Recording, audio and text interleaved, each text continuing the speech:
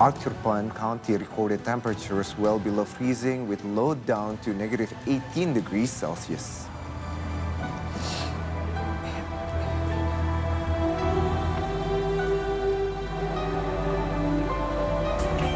From Southeast Asia's headline, Toh Puan Naimah Abdul Khalid, the wife of former Malaysian Finance Minister Tun Daim Zainuddin, faced legal charges on Wednesday for failing to declare her assets to the Malaysian Anti-Corruption Commission, or MACC.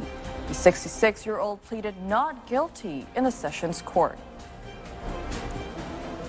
According to the charge sheet, Naimah intentionally given wrong information about her assets in reinstatement under oath. These unmentioned assets include 2 companies, Menara Ilham, 2 Mercedes cars, and 8 other properties.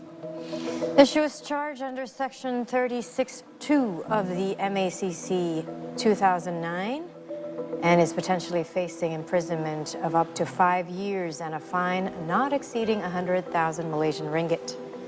Sessions Court Judge Azura Alwi fixed bail at 250,000 Malaysian ringgit in one surety and ordered for Naimah to surrender her international passport pending the completion of the case.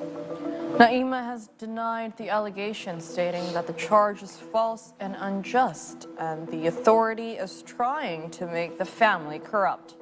The family has initiated legal action by submitting a judicial review application against both the MACC and the public prosecutor.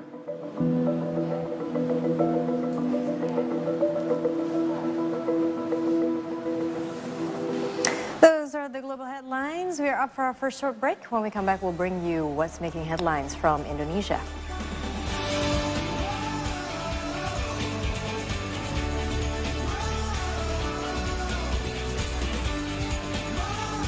Berangkat aja dulu, kerjakan apa yang ada di depan kalian. Setidaknya kalian hari ini walaupun tidak mendapatkan uang, tapi kalian mendapatkan kesempatan. Walaupun di awal-awal itu banyak sekali rintangan dan tantangan. Kalian berproses aja dulu, jalan aja dulu. Kalau udah waktunya kalian untuk dapetin uang akan datang nyamperin kalian. Hal yang paling sangat utama untuk mengawali bisnis, ridho dan restu orang tua. Itu hal dan modal paling besar dalam mengawali usaha. Ke Binjai mau migrasi. Cakep. Anjay, aku deportasi. Ya, aku cuma mau bilang hari ini kamu tuh cantik loh. Aduh ya Allah. Oke lah kalau penampilan dia nggak sebaik itu, nggak sebagus itu, nggak seganteng itu, tapi itu hatinya dia sebaik itu dan tidak ada orang yang pernah gue temuin hatinya sebaik Mas. Pemain.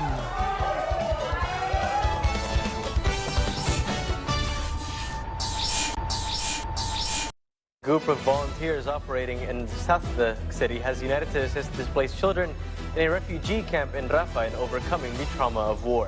The volunteers come from diverse professional backgrounds and share expertise in working with young people. Welcome back to Spotlight, ladies and gentlemen, where we bring you guys some of the sports that you guys can go play here in Indonesia. You don't have to be good with your foot. You can just dribble the ball and just throw it to the full ball. Yeah, that's true. That's true. Yeah. Asian flavors is gaining more popularity around the world in the last decade.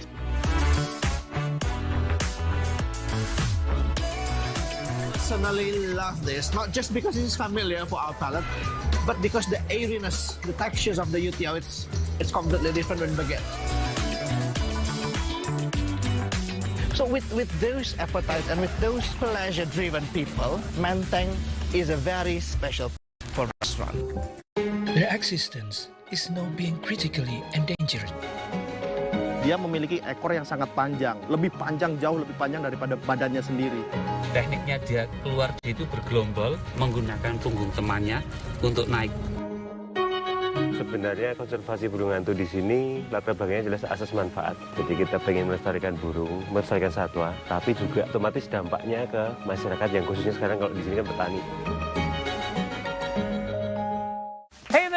Welcome back to another episode of Buddy Talk. Enggak, dia hostnya, kita co-host.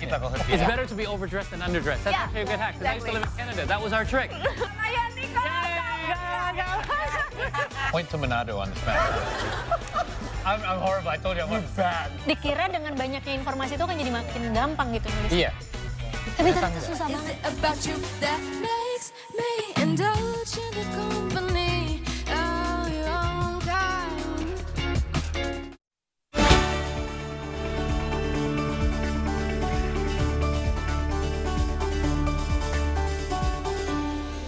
Metro Jaya Police recently said that they are prepared to face a second pre-trial following a motion filed by former Corruption Eradication Commission or KPK Chief Firly Bahuri.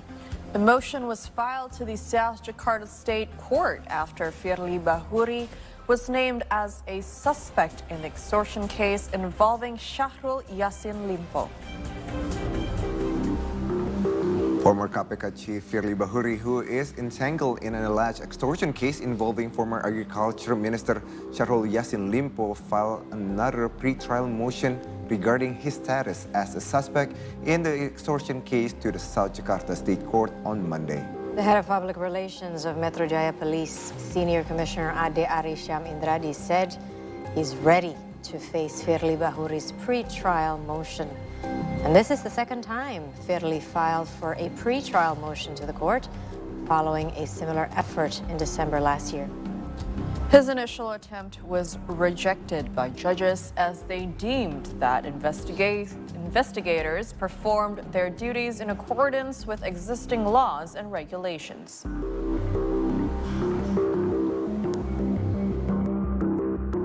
Polda Metro Jaya menghormati gugatan pra-peradilan yang diajukan, dan Polda Metro Jaya dalam hal ini Bidkum Polda Metro Jaya siap menghadapi gugatan pra-peradilan tersebut. Dan saat ini Bidkum sedang mempersiapkan dan Polda Metro Jaya menyatakan kesiapan atau siap menghadapi gugatan pra-peradilan tersebut. See Today welcomed Tanzanian Foreign Minister, Honorable Minister January Yusuf Makamba, to our newsroom yesterday. Yes, The Foreign Minister is currently in Indonesia to prepare the arrival of Tanzanian President Samia Suluhu Hassan as she makes her first official visit to the country from the 25th to the 26th of January 2024.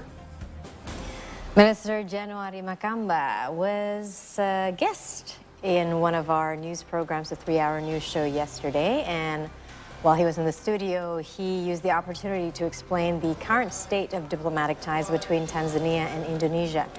So, Tanzania and Indonesia have enjoyed good economic relations, with trade amounting to $339.5 million in 2022.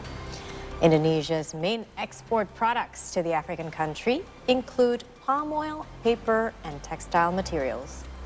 Both countries are now set to discuss several agreements after President Samia and more than 100 business delegates arrive for the Tanzania-Indonesia Bilateral Business Forum. President Samia's visit to Indonesia followed President Jokowi's visit to Dar es Salaam last year. Both countries established relations after diplomatic representation was set up at Dar es Salaam in 1964. Meanwhile, Tanzania officially established an embassy in Jakarta in June last year. Of that visit, the present program will entail the official reception at the palace, also the official talks between the two leaders and their delegations. And also, there will be signing of 7 agreements covering different areas of cooperation. We are at the moment negotiating an agreement on a preferential free trade area. We're also negotiating a bilateral investment treaty to protect investments in each country. We are negotiating, and we will sign an agreement on the blue economy. We'll sign an agreement on diplomatic cooperation, diplomatic schools cooperation, agreements on agriculture, agreements on energy sector. So there are many areas that we're working together. President Joko Widodo recently inaugurated the construction of the regional road access in Blora, Central Java. Yes, President Jokowi inaugurated the construction of 3 segments of the road across Blora, and this construction cost 253 billion rupiahs. The 3 road segments link Wirosari with Blora, Wulung with Klatak, and Randu Blatung with Getas. Their construction cost 253 billion rupiahs from the state budget. The government also allocated 14.7 trillion rupiahs for the construction of regional roads last year. These funds have been distributed to several provinces, regency, and cities. Additionally, the central government provided a budget of 1.36 trillion rupiahs to Central Java. President Joko Widodo hopes that these funds can boost road infrastructure building in Central Java, since many roads in the area remain in poor condition. Tapi saya sudah melihat sendiri dan merasakan sendiri jalannya sangat mulus. Yang sudah bertahun-tahun biasanya jalan Solo, Purwodadi sampai ke Blora ini jalannya selalu bergelombang karena tanahnya yang dinamis dan pembangunannya tidak di asfal tetapi di beton, meskipun harganya lebih mahal tetapi kita pilih beton karena lebih awet dan lebih panjang umurnya. Let's have a quick look now at the updates regarding upcoming Indonesian general election on Indonesia Votes 2024.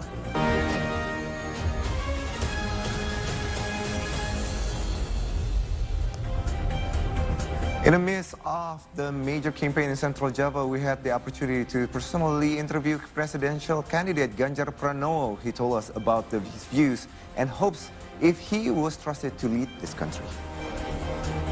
Right now, I'm at Salatiga together with one of the Indonesian presidential candidate, number 3, Mr. Ganjar Pranowo, which I have the opportunity to directly have a talk with him.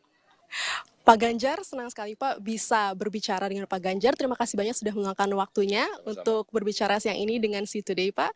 Oke, Pak. Yang pertama mungkin ingin saya tanyakan, Pak. Indonesia akan mendapatkan bonus demografi di tahun 2045, namun sayangnya hingga saat ini kualitas edukasi di Indonesia belum merata, terutama di wilayah luar Jawa. Nah, kira-kira strategi apa yang akan Bapak lakukan untuk melakukan pemerataan kualitas pendidikan, Pak, di luar Pulau Jawa? Beberapa daerah di Indonesia sudah mengalami bonus demografi, sudah. Maka ketika ini boom seluruh Indonesia, tidak di 2045 sebenarnya. Ini sudah mendekati mulai merangkak. Rasanya SDM harus menjadi perhatian utama, dan itu artinya pendidikan. Mereka kita berikan dan sebelum itu adalah kesehatan.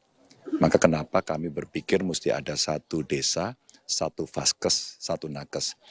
Agar ibu hamil kandungannya sehat, anak lahir sehat, angka kematian ibu turun, angka kematian balita turun, nanti anak berkembang dengan bagus, gizi cukup, tidak stunting, maka dia masuk sekolah. Pemerataan dilakukan sampai di tingkat daerah-daerah remote area, dan mereka harus mendapatkan afirmasi.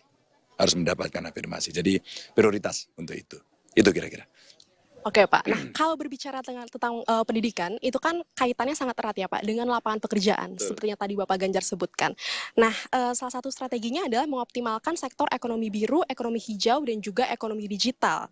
Nah, kira-kira langkah apa yang akan Bapak lakukan untuk mengoptimalkan ketiga sektor ini Pak, untuk lapangan kerja? Ketika kondisi lingkungan memburuk, ketika jumlah penduduk bertambah, dan ketika kita harus memberikan lebih banyak pekerjaan, maka ini mesti berjalan simultan. Mitigasinya kita siapkan. Investasi boleh masuk, tapi kalau kita bicara dari sisi ekologis, terus kemudian social and governance, mesti betul-betul kita ketat agar berimbang. Nah, kalau kemudian sumber daya alamnya mau kita utamakan, maka kita mesti ketat di lingkungan. Program-program investasi mesti diarahkan yang menyerap tenaga kerja. research and development-nya mesti jalan, SDM-nya disiapkan, industri yang dalam negeri disiapkan, sehingga nanti ini bisa memenuhi lapangan kerja yang ada. Maka fitting antara tadi yang sekolah, kurikulum dengan industri ini betul-betul mesti dijaga dan crash program, kalau nggak kita ketinggalan nanti. Oke Pak, terima kasih banyak Pak Ganjar atas penjelasannya. Nah sekarang mungkin kita bisa beralih ke politik luar negeri Pak.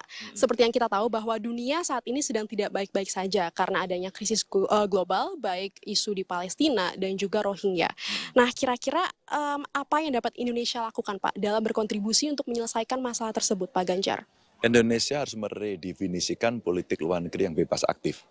Kita mesti aktifnya dikemukakan agar kita punya satu otonom strategi. Strategi yang sangat otonom itu kita perlukan agar posisi Indonesia di antara perubahan besar dunia kita bisa mendapatkan keuntungan, win-win, ya, win-win. Maka kalau kita kemudian bicara soal ASEAN umpama, menyelesaikan Rohingya itu ada dua hal. Satu, hulunya bicara dengan Myanmar, ASEAN kemudian menjadi kekuatan penting untuk bicara dengan Myanmar, tapi proses pengambilan keputusan harus dipermudah di ASEAN. Maka mesti banyak kita review dari agreement-agreement yang sudah ada agar pengambilan keputusan jauh lebih cepat dan punya impact untuk bisa memutuskan. Karenanya itu seluruh transportasi yang melewati Indonesia mesti kita yang kendalikan. Dan inilah lobby-lobby politik yang mesti dilakukan sehingga keaktifan kita di dunia internasional betul-betul akan dipertimbangkan dengan sumber daya yang kita miliki. SDM, SDA, kondisi geografis, dan sebagainya. Pak Ganjar, pertanyaan terakhir Pak. Jika Bapak terpilih menjadi presiden Pak, bagaimana Bapak akan memposisikan lawan Anda yang bergabung dalam kontestasi pemilihan saat ini? Apakah ada kemungkinan Pak Ganjar akan melibatkan mereka dalam pemerintahan selanjutnya Pak? Tidak selalu dilibatkan. Justru yang kita lakukan adalah bagaimana berkomunikasi dengan mereka. Bukan tidak mungkin ketika kemudian ada profesional-profesional yang kemudian satu ide, satu gagasan, atau satu visi sama kita untuk kita merealisasikan apa yang menjadi cita-cita bangsa, buat saya tidak ada yang tidak mungkin. Tapi tentu dalam konteks kontestasi, pasti prioritas pertama kami adalah para pendukung. Karena kita tidak mau menciderai apa yang pernah mereka lakukan. Meskipun kami sangat terbuka bagaimana bangsa ini setiap kali proses politik 5 tahunan kita akan selesai dan kita akan salaman. Lalu kita mentradisikan silakan Anda memimpin, kami akan melakukan check and balances. Itu menurut saya akan menjadi tradisi yang baik. Tapi sekali lagi bukan tidak mungkin ketika kita bisa punya pikiran yang sama. Oke baik, terima kasih banyak Pak Ganjar sudah meluangkan waktunya di tengah kesibukan kampanye Akbar di siang hari ini ya Pak. Terima kasih banyak Pak. We also had a moment with presidential candidate number 1, Anies Baswedan, who shared his views on what kind of leadership style if he is elected. Let's take a look. Anies Rashid Baswedan, Indonesian presidential candidate. Thank you so much for setting aside your time for Southeast Asia today. Mr. Anies, you spent the 38th day of campaign period to Tasikmalaya and Ciamis, West Java. Many compliments and message you have received. How to respond it?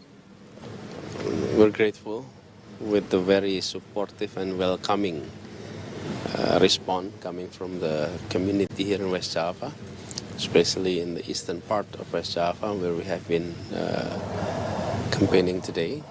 And we look forward that the message of change will resonate even much louder in this part of the country. You always mention change in your campaign period, in your campaign activity, and then your vision mission document. What changes specifically you want to create, especially in West Java and generally in Indonesia? We want more fairness in every policies that is made. We'd like to see household to be able to save money, to spend less on essential goods, given the fact that it's been highly inflated for the core commodities for our household across Indonesia. So we would like to address that by fixing the tata niaga, the way we operate our commodity industry. And by doing that, we hope households in Indonesia will spend less money on basic commodities, will be able to save money for their education of their kids and for other activities. So the change is with regard to household in Indonesia. That's one. Number two, the message of equality in terms of democracy. We would like to ensure that freedom of expression is present, that everyone has equal access to articulate their thinking, have equal opportunity to form organizations, to be active in the society. And no less important than that is with regard to ensuring that we seriously combat corruption. The next question is, General Election Commission has declared about Indonesian voters abroad to be voted earlier in maybe in early February. What's your message to Indonesian voters abroad?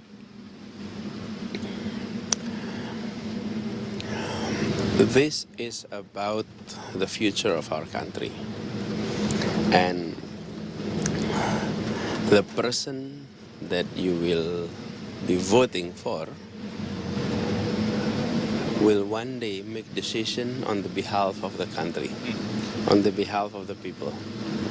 And therefore, I'd like to call upon our friends who are working abroad, be a rational voters. What does it mean? It means do comparative assessment. Look at their track records. Look at what have they accomplished. What kind of decision has been made in the past. How they make decisions. Do comparative assessment and then see which one fit with your thinking the most. It is impossible to have 100% similarity, that I like this person 100%. I agree with him 100%. That's impossible. You may agree with him 70%, you may agree with him 90%, you may agree with him 30%. Choose the one that you agree the most.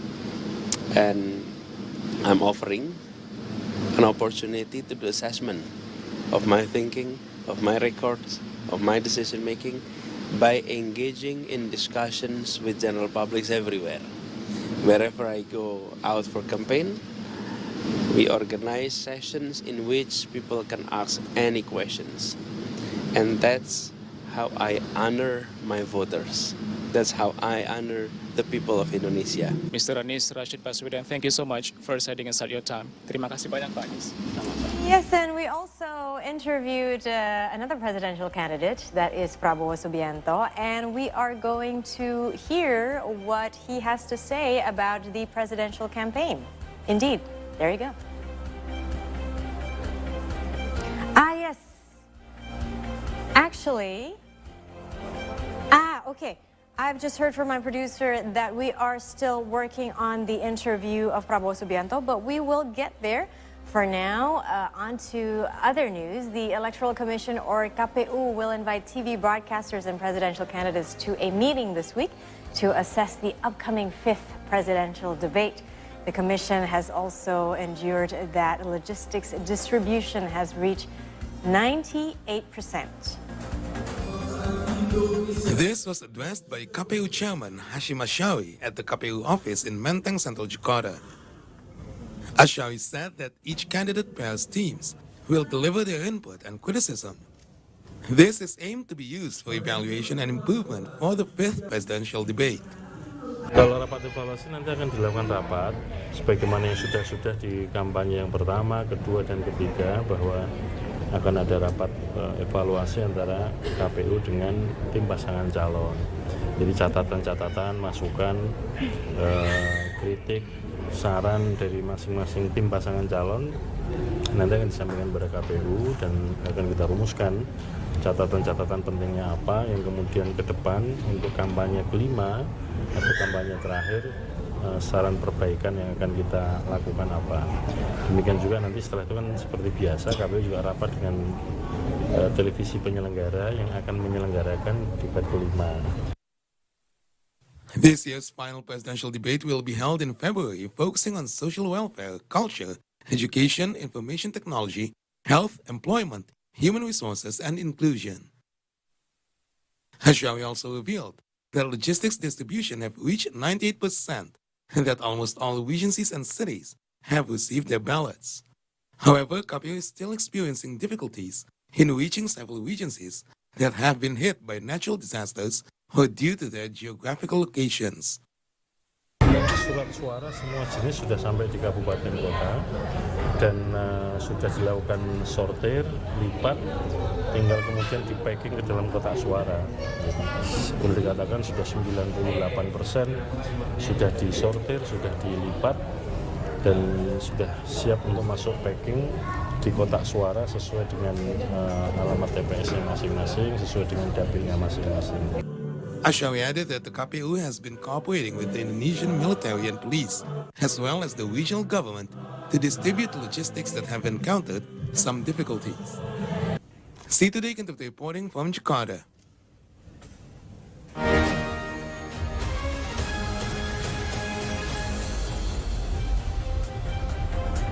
And those were the updates that we have for you for Indonesia Votes 2024. Now we're due for another short break, but when we return, we will have Indra set to bring you some sports updates. Indra, what do you have for us today? Hey, thanks, Karina. We have some updates from the world of basketball where a new record was set on NBA. Also, we have updates from our first Grand Slam of the year in Australian Open.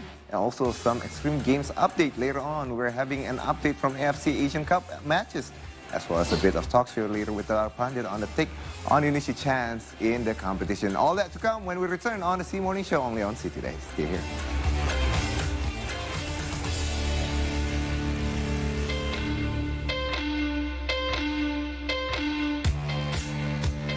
All right, guys, let's get into our first update for today. Meanwhile, a plume of smoke was seen billowing in the distance from Rafah in the Gaza Strip on Saturday, marking the 11th week of humanitarian crisis in Palestine. Mount Anak Krakatau continues to erupt, spewing volcanic materials up to 300 meters high. Sri Mulyani Indrawati said that Indonesia has minimized taking that to meet the needs of the 2023 state budget until the end of the year.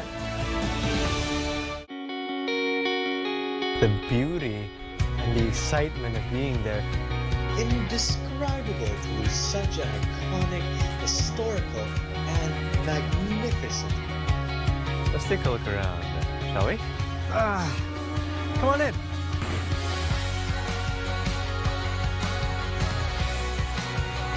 We found them. Where people come and go. A cup of tea, a perfect way to end your day.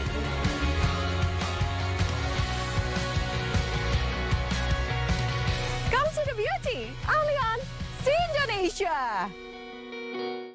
Welcome back to Spotlight, ladies and gentlemen, where we bring you guys some of the sports that you guys can go play here in Indonesia. You don't have to be good with your foot. You can just dribble the ball and just throw it to the full ball. Yeah, that's true. Yeah. Berangkat aja dulu, kerjakan apa yang ada di depan kalian. Setidaknya kalian hari ini walaupun tidak mendapatkan uang, tapi kalian mendapatkan kesempatan. Walaupun di awal-awal itu banyak sekali rintangan dan tantangan. Kalian berproses aja dulu, jalan aja dulu. Kalau udah waktunya kalian untuk dapetin uang akan datang nyamperin kalian. Hal yang paling sangat utama untuk mengawali bisnis, ridho dan restu orang tua. Itu hal dan modal paling besar dalam mengawali usaha. Oh, I love this atmosphere. Woo! Heading to Gili Trawangan. And this special episode, I already prepared myself for an adventure on the island, which in the top of the list to visit. And this is the travel note because life is dope.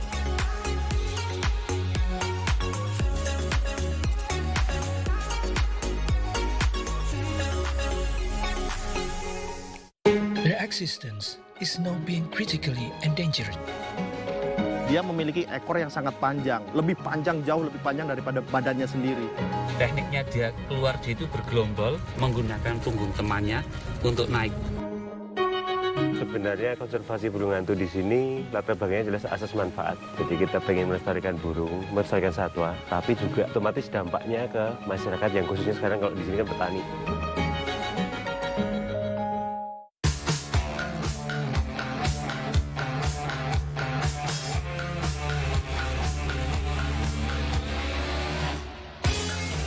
Hey everybody, we're still watching the Sea Morning Show. It's time for some sports update. The Nazare Big Wave Challenge commenced in the ideal condition at the world-famous Praia do Norte in Nazaré, Portugal on Monday. The event attracted sizable crowds who flocked on the headland and around the iconic lighthouse. The surf became bigger as they went by, since 7.5-meter waves swelled to 10 meters. However, far bigger waves that were predicted to take place in the event never materialized. It was little consolation to competitors who suffer wipeouts regardless. The event featured the world's best big wave surfers who dodged the worst of crashes, with Brazil snatching top honors. Lucas Ciancha won in 2 categories, namely the best performance in the men's division and the best team performance alongside fellow countryman Pedro Scooby.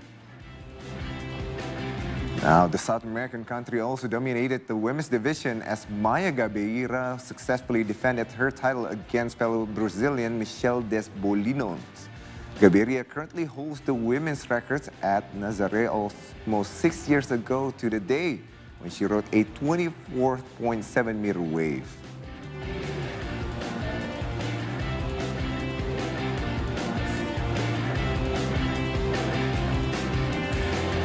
And let's move on to some tennis update. Novak Djokovic continued his pursuit of a record-breaking 25th Grand Slam title with a victory against Taylor Fritz in the Australian Open quarterfinals. He prevailed in a tough contest, but one in which the top seeds always had the upper hand as match wore on.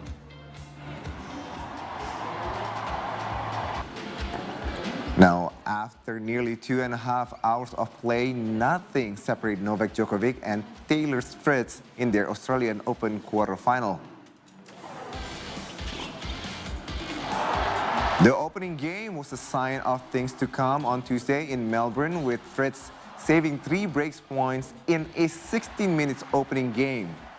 Djokovic won the opening set after saving 2 set points 8-5-6. However, he missed out on his first 15 break points at Rod Laver Arena and looked in real trouble when his opponent snatched the second set behind an early break.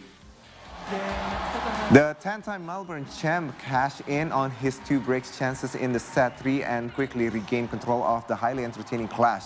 Fritz fought to the end, but Djokovic's second win proved enough to blow him over. The Serbian wrapped up a 7-6, 4-6, 6-2, 6-3 victory in 3 hours 45 minutes, with the final 2 sets of the match that started out as a marathon racing by in 82 minutes. Djokovic is now on a 33-match winning streak in Melbourne and remains on course to win an 11th Australian Open crown. He has equaled Monica Seles' tournament record for the most consecutive singles wins.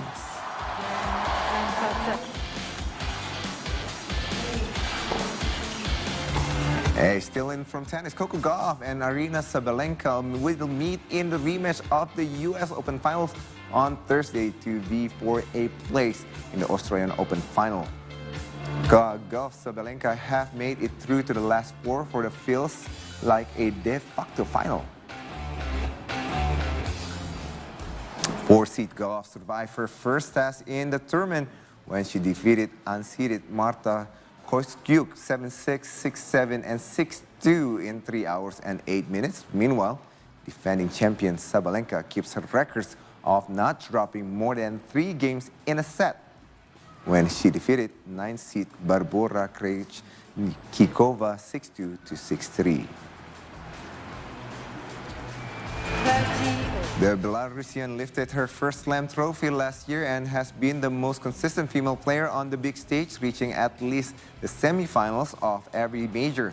She was also the favorite to win another title in the New York, but Goff turned the tables when she defeated her 2-6, 6-3, 6-2 to win her first slam trophy.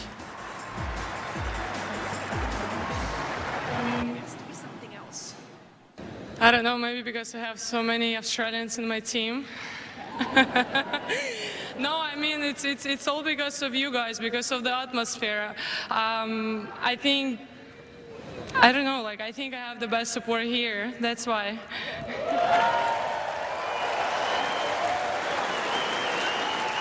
From a lot of hard work. I've been working so hard last year, this preseason, and I think it's all about hard work and give it all in the practice court, so you're ready for the matches as good as you can. Now, for Indonesian athletes competed in the Thai International Para-Athletics competition at the 80th birthday stadium in Nakhon Ratchasima. They managed to secure 2 gold and 2 silver medals in the tournament. Indonesian para-athlete Alfian Nomleni secured gold in the men's 400 meters T20 class and clocked the fastest finish at 49.97 seconds. Suparniari secured a second gold medal for Indonesia when she won the women's shot put categories. Meanwhile, Jainal Arifin won a silver medal in the men's 100-meter T54 wheelchair race. He finished in second place with 14.48 seconds. The gold medal went to Thai athletes Tiwat Paeng Nuea with 13.52 seconds. Nada May Sholiha won another silver for Indonesia, this time in the women's 100-meter T47-39 category by clocking in 13.32 seconds. Indonesian medal tally in the competition is a good start that may pave the way for success in the 2024 Paris Paralympics.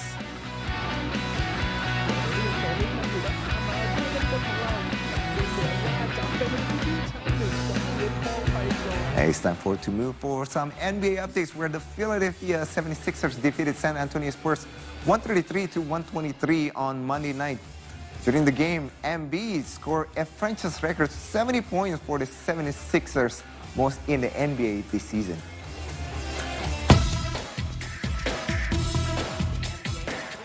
Joel Embiid became the only ninth player in NBA history to score 70 or more points in a game, as the Philadelphia 76ers beat the San Antonio Spurs 133-123. His tally of 70 points beat the franchise record of 68, held by legendary Wilt Chamberlain since 1967. He was 24 of 41 from the field, including 1 of 2 from three-point range and made 21 of 23 free throws. Embiid also set a career high with 18 rebounds. He broke Hall of Famer Wilt Chamberlain's 76ers record of 68 points, which was set on December 16, 1967. David Robinson, David Thomas, Elgin Baylor, Kobe Bryant, Donovan Mitchell, Devin Booker, and Damian Lillard are the only players to score 70 points or more in a game. Wilt Chamberlain holds the record with 100 for the Philadelphia Warriors against the New York Knicks in 1962. The game was played 18 years to the day since Los Angeles Lakers legend Bryant scored 81 points against the Toronto Raptors, the second highest individual haul in NBA history. A 6-time All-Star and the league's reigning MVP, Embiid has scored at least 30 points in 21 consecutive games. The 76ers have won 6 in a row.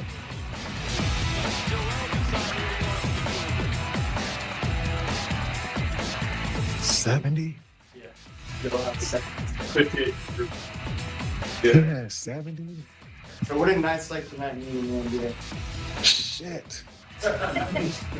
I seen Cat have 40 a half. I mean, the skill level in this league insane. And actually the coaching, the schemes on offense is insane. You're seeing so many different sets being run for bigs to get threes. I mean, coaches are being way more creative to put their best players in great positions to get those numbers. And you got shooters all around the floor. You got penetrators. I mean, this is the peak of basketball, in my opinion.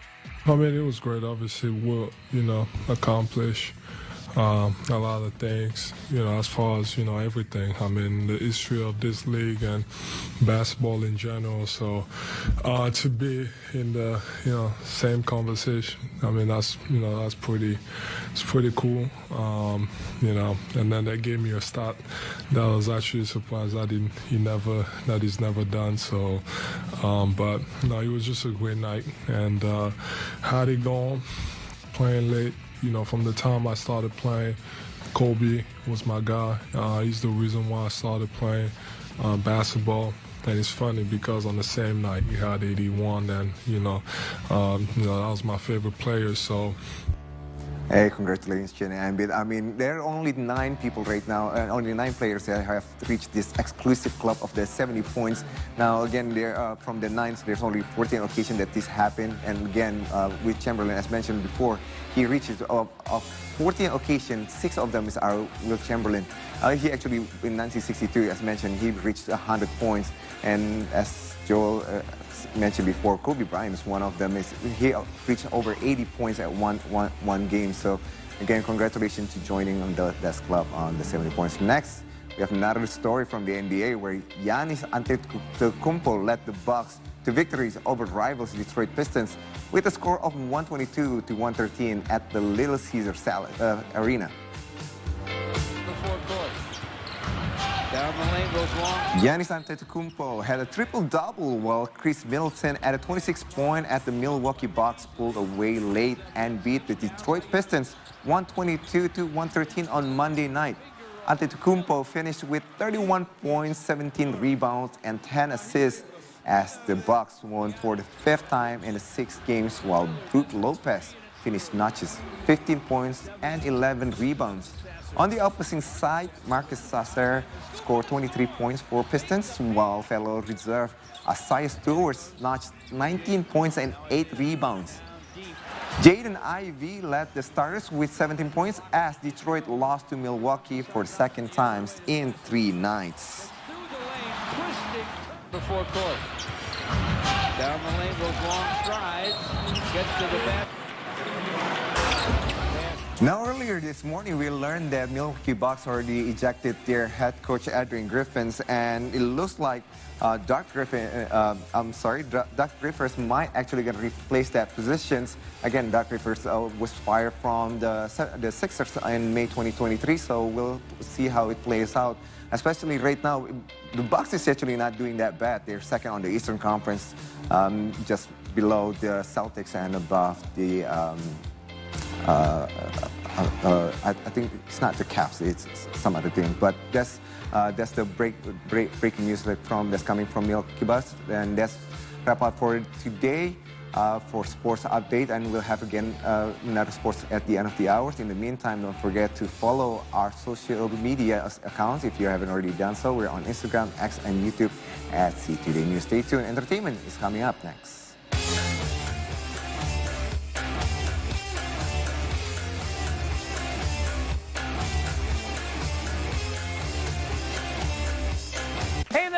Welcome back to another episode of Buddy Talk. Enggak, dia hostnya, kita co-host. It's better to be overdressed than underdressed. That's actually a good hack. Because I used to live in Canada. That was our trick.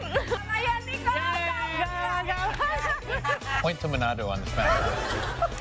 I'm horrible. I told you I'm bad. Dikira dengan banyaknya informasi itu kan jadi makin gampang gitu nulisnya. Iya. Tapi ternyata susah banget.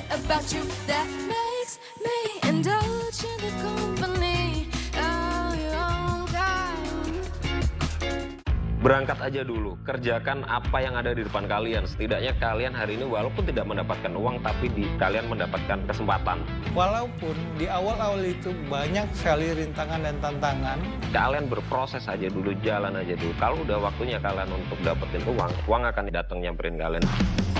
Hal yang paling sangat utama untuk mengawali bisnis, ridho dan restu orang tua. Itu hal dan modal paling besar dalam mengawali usaha. Kabinjay, mau migrasi. Cakep. Anjay, aku deport sih.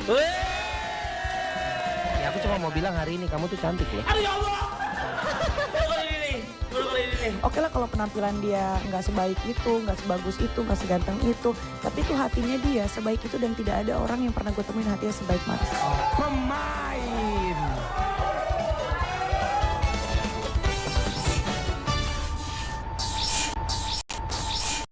All right, guys, let's get into our first update for today. Meanwhile, a plume of smoke was seen billowing in the distance from Rafah in the Gaza Strip on Saturday, marking the 11th week of humanitarian crisis in Palestine. Mount Anak Krakatau continues to erupt, spewing volcanic materials up to 300 meters high. Sri Mulyani Indrawati said that Indonesia has minimized taking that to meet the needs of the 2023 state budget until the end of the year. The beauty and the excitement of being there. Indescribable to such an iconic, historical, and magnificent. Let's take a look around, shall we? Come on in.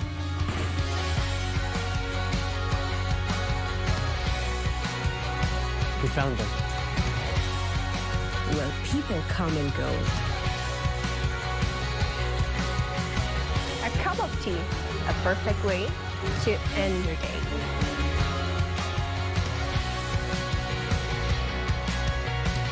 Come see the beauty, only on See Indonesia. Welcome back to Spotlight, ladies and gentlemen, where we bring you guys some of the sports that you guys can go play here in Indonesia. You don't have to be good with your foot. Like, you can just dribble the ball and just throw it to the full ball. Yeah, that's true. Yeah.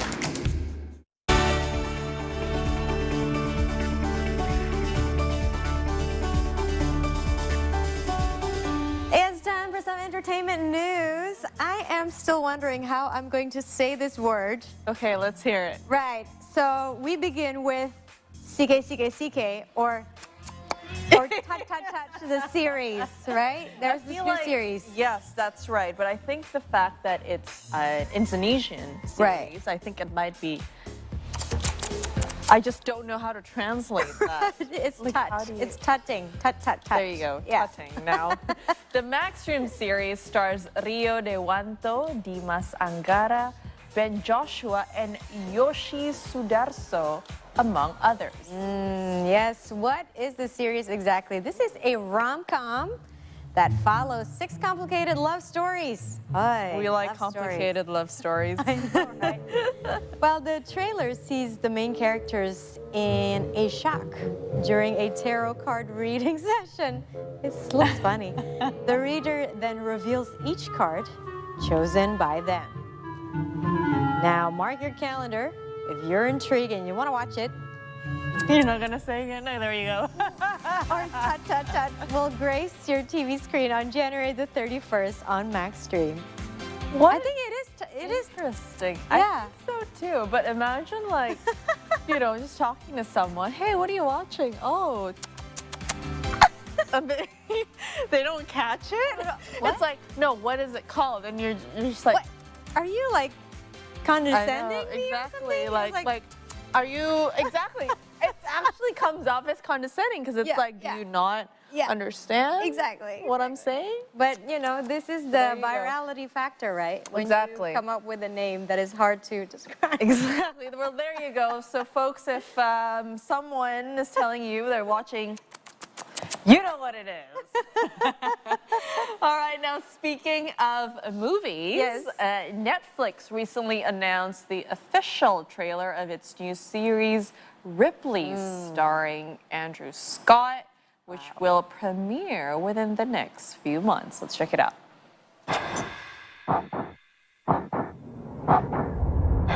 Ripley is a series written, directed, and executively produced by Academy Award winner Steve Zalian. It was adapted from the best-selling novel Tom Ripley by Patricia Highsmith. The series tells the story of a grifter named Tom Ripley who comes to New York in the early 60s. Ripley is hired by a wealthy industrialist in Italy to send his son, Dickie Greenleaf, back home. However, accepting the job is Tom's first step into a complex life filled with deceit, fraud, and murder. For 8 episodes, the series will air in black and white format. Zalian explained that he felt the black and white format was suitable for wrapping this story and it looked very beautiful. Somewhat. The thriller series stars Andrew Scott, Johnny Flynn, and Dakota Fanning. Ripley is scheduled to begin airing on April the 4th. Look at that, 4/4/24. So it's going to be released on the 4th of April, 2024. I wonder and what Andrew day Scott. that is. That's a really good day. I know, right? Are you getting married on the 4th? I'm like, that's a really good day. Okay, that's like 3 months away. That's really pushing it. We'll stick to Ripley. Let's stick to Ripley. But you know what? I'm very, very excited about Ripley, Karina, because Andrew Scott is an amazing British actor. The first time I saw him, and I was just impressed when he played the villain in Sherlock Holmes, the series with Benedict Cumberbatch. That was him. That was like crazy performance. Oh, that was really and good. then he's so versatile. He played this priest, this edgy modern priest in Fleabag as well. Do you know that series? Yes. I know of it. I have not watched it. You need to watch that. I need to watch Phoebe it. Waller-Bridge, dark comedy. So I'm very excited about Ripley because his skill is just immense. Amazing. Okay. Well, 4/4/2024. That's easy to remember. So I'm going to keep an eye on that for sure. And next up, oh, here we go. For all you music fans, specifically K-pop. Now we've got an update where Baekhyun will hold his first offline solo concert tour this year called, what is it called? Launch Delight? That. Launch Delight? Launch Delight. Or Launch Deleite? Yeah. Got a lot of mouthful of words this morning. Exactly. Huh? Yeah. And then Launch Deleite or Launch Delight. The tour will start at the KSPO Dome in Seoul, South Korea on March the 16th.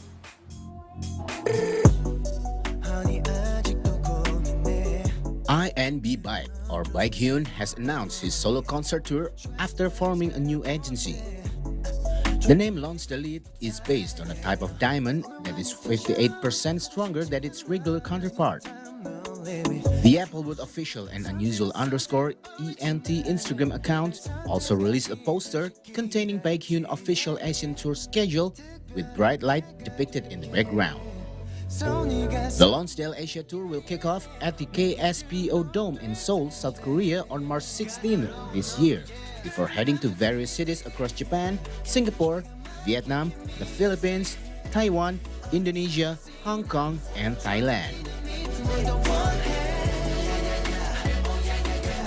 The tour will also come to the Senayan Stadium in Jakarta on the 1st and 2nd of June 2024. The price or available date for Baekhyun's solo concert tickets have yet to be made public. I love the movement, you know, from K-pop, right? It's like, woo, woo. And another news from woo, K-pop is SHINee member Minho. Teach me. You're like, there you go. Right, left, right, left. This is probably the way SHINee member Minho danced. No, I'm joking. Sorry. He made a surprise appearance at the Winter Youth Olympic Games on Tuesday. That's right. Minho is a member of K-pop group SHINee? SHINee? Yes. SHINee. SHINee, but double E. I like that. Yes. Put a twist to it. Now, this serves as a youth ambassador for the ongoing Winter Youth Olympic Games in Gangwon, South Korea, which also hosted the Pyeongchang Winter Olympics back in 2018. Yes, and as you can see during his visit, Minho toured the Alpensia Sliding Center, which serves as a venue for the luge, bobsleigh, and skeleton competitions. He stopped for photos and offered a message of encouragement to all who are competing in the event. The Gangwon Winter Youth Olympic Games will conclude on February the 1st. 조언이라기보다는 지금 굉장히 열심히 잘 하고 있다고 좀 말씀드리고 싶고요. 지금처럼 노력하고 성실히 꿈을 위해 한 발 한 발 나아간다면 원하시는 목표를 꼭 이루실 수 있으니까 저뿐만 아니라 많은 분들이 응원하고 있다는 걸 말씀드리고 싶습니다. Yes, indeed. Indeed. That was was that in Korea? Yes, it was. It was in Gangwon, South Korea. Exactly. All right, folks. Well, that's the entertainment updates that we have for you for this hour. We'll have more later on in the morning. But our first talk show is coming up with none other than Marissa Anita right after the break on how to, I'm pretty sure it's increase your income. Increase your income. So that's one you do not want to miss. No. Stay tuned. We'll be right back. A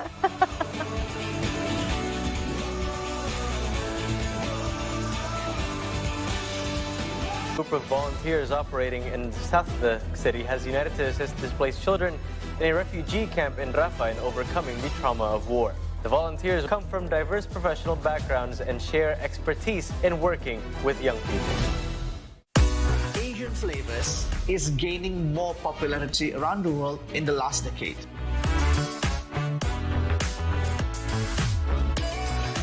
Personally love this, not just because it is familiar for our palate, but because the airiness, the textures of the youtiao, it's completely different than baguette. So with those appetites and with those pleasure-driven people, Menteng is a very special place for restaurant. Welcome back to Spotlight, ladies and gentlemen, where we bring you guys some of the sports that you guys can go play here in Indonesia. You don't have to be good with your foot. You can just dribble the ball and just throw it to the full ball. Yeah, that's true. That's true. Yeah. Their existence is now being critically endangered. Dia memiliki ekor yang sangat panjang, jauh lebih panjang daripada badannya sendiri. Tekniknya dia keluar dia itu bergelombol, menggunakan punggung temannya untuk naik. Sebenarnya konservasi burung hantu di sini latar belakangnya jelas asas manfaat. Jadi kita pengen melestarikan burung, melestarikan satwa, tapi juga otomatis dampaknya ke masyarakat yang khususnya sekarang kalau di sini kan petani. Berangkat aja dulu, kerjakan apa yang ada di depan kalian. Setidaknya kalian hari ini walaupun tidak mendapatkan uang, tapi kalian mendapatkan kesempatan. Walaupun di awal-awal itu banyak sekali rintangan dan tantangan. Kalian berproses aja dulu, jalan aja dulu. Kalau udah waktunya kalian untuk dapetin uang akan datang nyamperin kalian. Hal yang paling sangat utama untuk mengawali bisnis, ridho dan restu orang tua. Itu hal dan modal besar dalam mengawal usaha. Oh, I love this atmosphere. Woo! Heading to Gili Trawangan. And this special episode, I already prepared myself for an adventure on the island, which in the top of the list to visit. And this is the travel note because life is dope.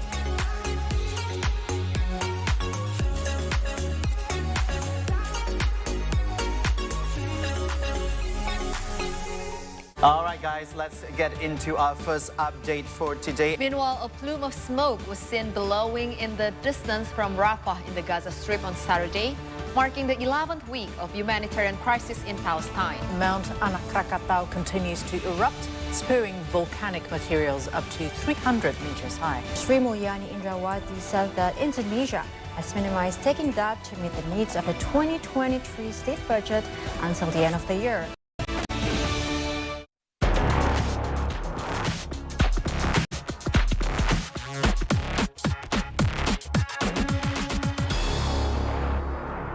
Yes, welcome back to the Z Morning Show. This morning we have a simple guide to increase your income. How do we do that, right? That is why today I'm very excited as you are. Here we have the financial enthusiast Dani Rahmat to talk exactly about this. So, what is the simple guide to increasing our income? The topic is interesting. The simple guide to increase our income. Yes. Actually, something simple is not always easy. It is not always easy. Yes. What people think that something simple should be easy, right? Yes. But no. Right. Something simple can be very, very hard. So we have the easy guide here, but actually not the easy. No, it's actually the simple guide to increase your income. Yeah. So how do we do that? I mean, what's the guide? What are the steps? Yeah, to increase our income, I mean the most important ingredient to increase our income is ourselves. The most important ingredient to increase our income is ourselves. Okay. So we have to invest heavily on ourselves. Okay. We have to have the skill, Right. we have to have the knowledge, we have to have the, whatever it takes to be able to get that additional income. Right. And how do we do that? When you say that we have to invest in ourselves, what does that mean exactly? Learn many new things, and also never say that that is not my job, especially if you already have a job. Right. And then so many people nowadays, the young people say that, oh, I do too much in my job. They keep throwing things that should not be my part of the job. Yes, it's not in my job description. Yes, it's not in my job description. They usually say that. Yeah. But then actually, those kind of things, those are the things that can help you to increase your ability, your competence, and your knowledge. Yeah. Because when you are doing the things that you should not be doing, yes, meaning that you will gain the new knowledge. Yes. You will gain the new, the new skills that you need to increase yourself, to upskill following your work. To upskill yourself. Well, now, Yes. this is very interesting, right? Because we are having a talk about business and how to increase your income. And probably in your mind, immediately it's like, okay, what sort of strategies do I need to do? Do I need to invest here? Increase my portfolio? No, actually, the simplest one, or the simplest way that Danny is underlining at the moment, is that we need to invest in ourselves. When we increase our skills, it means that our value also increases. Yes, yes. Okay. It's like when we are upgrading our skill, we upskill. We are expanding our capacity. Let's take example for a cup of glass. If you use a very small glass, you can only pour that much, right? Yes. Pour that much water. But then if you have a bigger glass, then you can have more there. So then, how much you want to expand yourself? Right. That is the questions. So does this mean that when we increase our skill, how does that translate to money? Not usually not that instant. You can get the additional income. Right. But then you have to. The important is that you have to do the job first. Right. And then the money will follow. Okay. When you do the things that your bosses ask you to do, even though that is not your job, and then do the things that is not inside your job description. Yes. The sure thing that you will get is that your boss, the superior in your job, will think that whenever I need something, I can go to that person. I can go to you. They can go to us. Yeah. At least that one can give us the opportunity to negotiate in the next conversation, and then we can say that, boss, for an increase in yes, salary. I want an increase. I want a raise. I need a raise. Right. When you say that, and your boss, your superior see that, okay, this is the one that I can trust. This is the one that I can give the task to. Then, the more probability that you will get that increase. Right. Instead of that, when your boss asks you, I'm so sorry, boss, this is not my job. I need to go home right now because this is already out of the office hour. And then your boss will see that, why do I have to give you a raise if you cannot do the things that I want you to do, I need you to do? Right.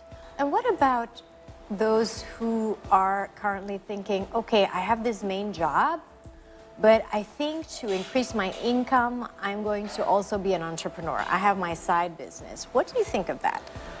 That is also one thing to increase the income. But I think if you have that main job, that will be harder for you because you have to split your focus on that entrepreneurship. Yes. You have to, You have put to more commit. focus. Yes, you have to commit on that business that you want to build. Yeah. Of course, over time, that will also increase, definitely also will increase your competence. But there is, you have to do the two different things at the same time. And that is for sure, way harder compared to you focus on the main job that you have now. Right. Yeah. Okay. But that is, you can also do that if that is the option. You really hate the place that you're working right now, and you really hate your job maybe. Yeah. So that the entrepreneur things is one of the options that you can do. I guess it really depends on the people then, because, for example, here, active income, actively working, we have the office work, which is usually our main job, and then we have the side business, side hustle or trading. That's investing, and then hobby-based freelancing, right? So I guess at the end of the day, would you agree if I say that it really depends on the individual? Of course. Sometimes people have that much energy that even they already done everything in their job, they still have that much energy, and then they still can spend times focusing on other things. Or maybe they have the hobby that they know that this can generate money for me. So they can focus on that, and they don't even feel like they're working because they do what they love there. So you can focus on that as well. So yes, depend on who is doing that. Exactly. Of course. And also, when we talk about increasing our income, you mentioned 3 terms that I would like you to elaborate. Which is active income, passive income, and portfolio income. So what are these 3? Yes, actually for the active income, we already discussed that. You have to actively do the things that you need to do to make that money. Which is like your main job. Yes, main job, the business. Yeah, that is active income. Many people think that business is passive income. No, there is active income because you have to focus actively on that business. Right. And then you can also build your portfolio from the income that you make. You can build the portfolio, and then the portfolio can generate another income for you. Portfolio is you buying stock, and then you buying property, you're buying assets that can generate income for you. Okay. Yeah, that is the portfolio income. While for the passive income, maybe for the very first time, maybe you need to actively write books, and then you build your YouTube channel, and then you build the credibility in social media. But then when the social media, YouTube and everything generate income from ads, then that will become your passive income. Or the book that you write, it gives you the royalty, and then that will be your passive income. I see. So those are the 3. And you also, we also need to highlight that sometimes there's this mindset where, for example, a person says, oh, you know what, my main job does not really fulfill like the type of income that I want or need at the moment. So I'm just going to start investing as well. So I'm going to start widening my portfolio. I mean, is that the way it is, the way it works, or? If your income is, you still need more income. The answer is not investing. The answer is whether you, you lower your expenses or you add another income. So that you can close the gap of that expense. But then for investing is that you can only do investing if you already have the income that you need to cover all your expenses and you still have more. Okay. Because if not, if your income is still, lower than your expenses, then if you start to invest, you will have to take out that investment when you need it, even when the price is down. So the answer is not investing. The answer is to increase your income first or lower the expenses. Okay. But then after you have the enough income that you can invest, then you can start build the asset there. So investing is to build the asset and add additional income if you already have the enough income that you need. Okay, if you already have enough income that you need, so you'll have additional income. Yes. So, how would you summarize what is the ultimate message that we have to take home from this conversation about increasing our income?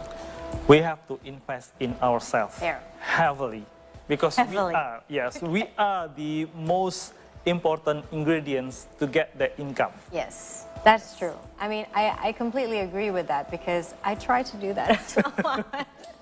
In a way, by taking up challenges, because oftentimes, right, we can be afraid thinking that, ooh, you know, it's like if I'm given this challenge by someone else or maybe a mentor, and then we're afraid whether we can do it or not, because oftentimes our fear of failure is what's stopping us from growth.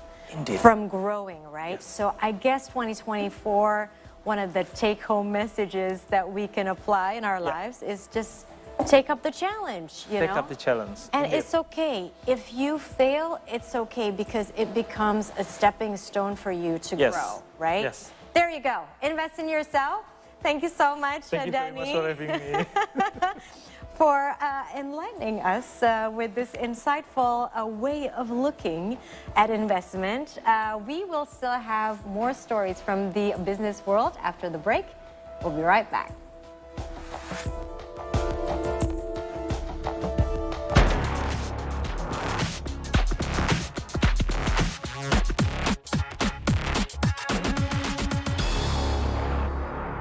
Hey there, buddies! Welcome back to another episode of Buddy Talk. Enggak, dia hostnya, kita co-hostnya. It's better to be overdressed than underdressed. That's actually a good hack, because I used to live in Canada. That was our trick. Point to Manado on this map. I'm horrible. I told you I'm bad. Dikira dengan banyaknya informasi itu kan jadi makin gampang gitu nulisnya. Iya. Tapi ternyata susah banget.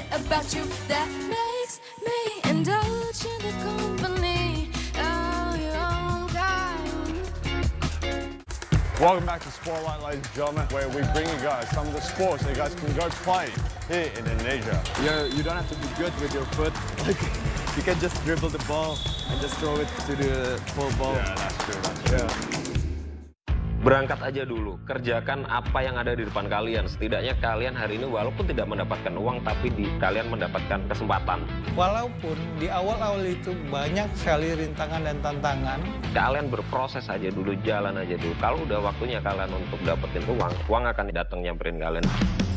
Hal yang paling sangat utama untuk mengawali bisnis, ridho dan restu orang tua.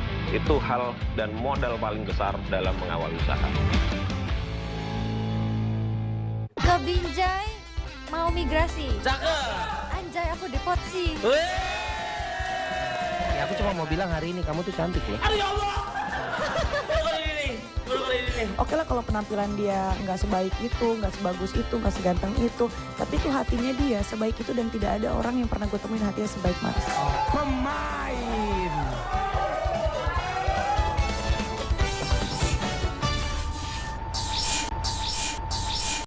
A group of volunteers operating in south of the city has united to assist displaced children in a refugee camp in Rafah in overcoming the trauma of war. The volunteers come from diverse professional backgrounds and share expertise in working with young people. Asian flavors is gaining more popularity around the world in the last decade.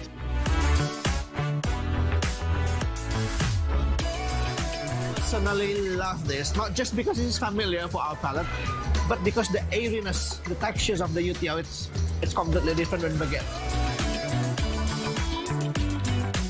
So with those appetites and with those pleasure-driven people, Menteng is a very special place for restaurant.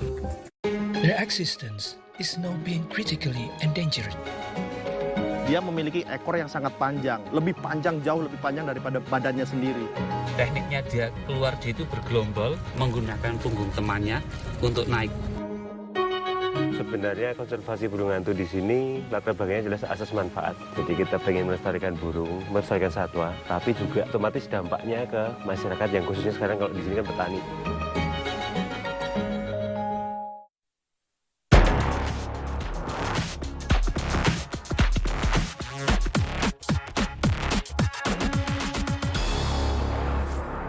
Time for some business news. One of Indonesia's fintech unicorns, Zendit, recently announces that they are going to lay off their workers for long-term sustainability. Since 2021, Zendit has been laying off workers, and the beginning of 2024 is no different. Some reports indicate that 200 Zendit workers will be laid off this month. However, the layoff would not affect Zendit's services for their fintech clients. Zendit is a financial technology company in Indonesia and the Philippines. It is one of Indonesia's unicorns, a startup that has reached over $1 billion valuation. Other startups that are in the midst of laying off employees in Indonesia include Flip and Lazada.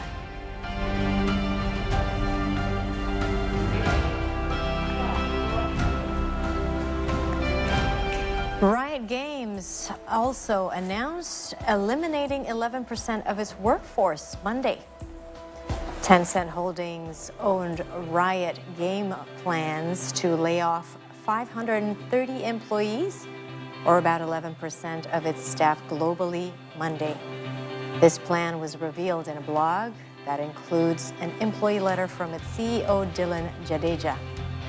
This Los Angeles-based company, famous for its League of Legends title, says that teams outside the core development will see the largest impact from layoffs.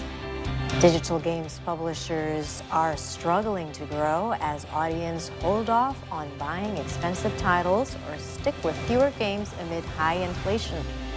Earlier last year, Electronic Arts Incorporated opened a new tab by cutting 6% of their staff members and giving up some office space.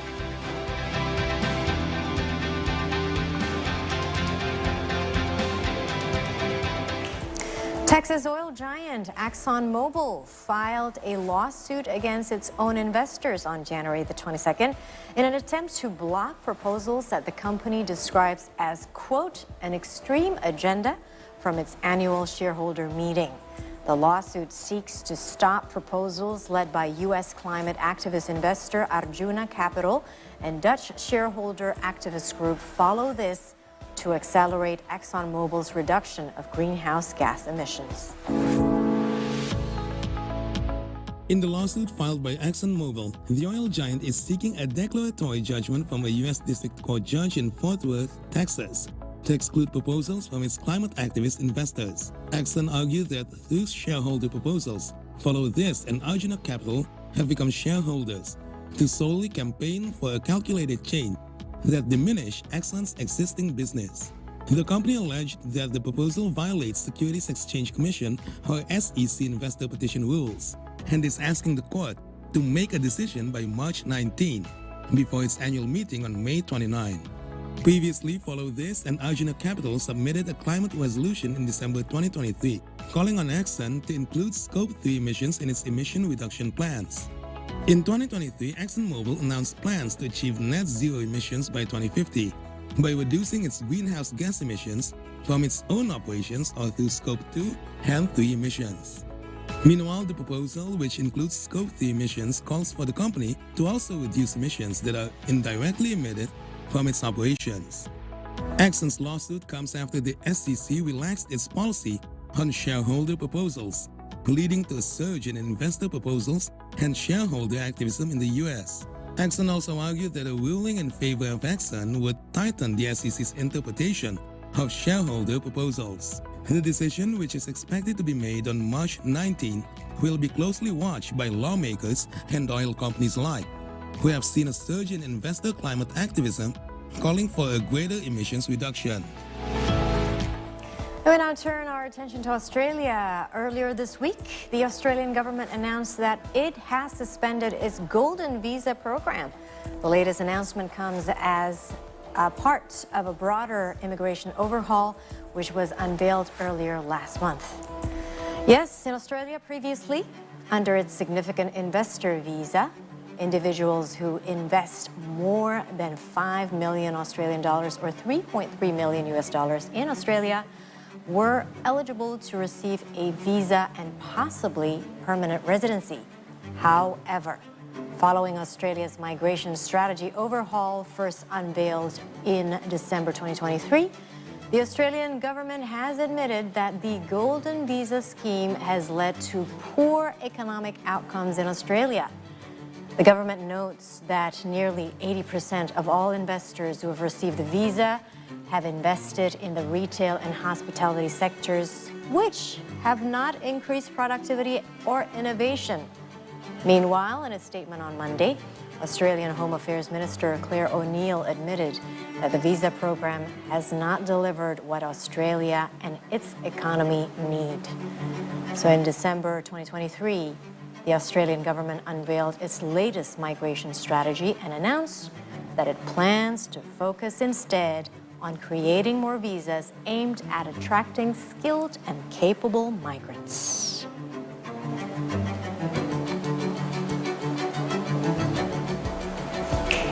And the Indonesian Financial Services Authority, or OJK, has issued the roadmap for the development and strengthening of venture capital companies in the country for the 2024 to 2028 period.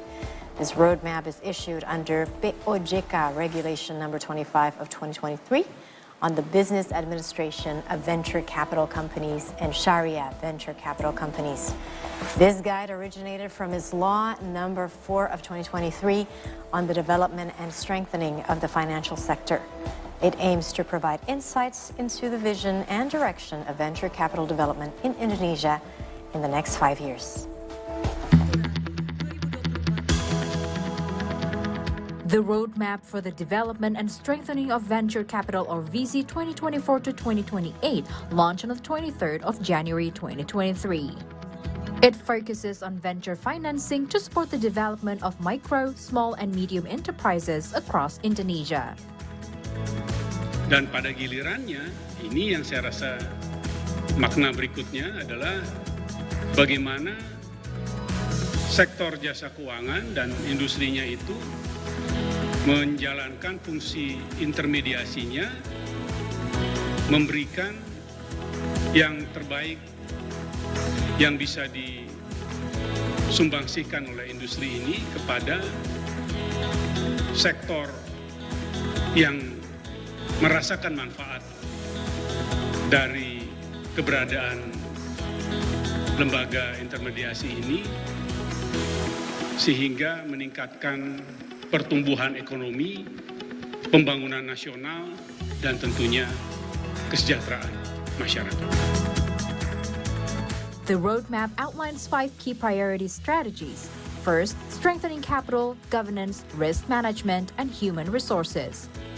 Second, strengthening regulations, licensing, and supervision. Third, enhancing consumer education and literacy. Fourth, strengthening the VC ecosystem. And fifth, meeting data infrastructure and information system requirements.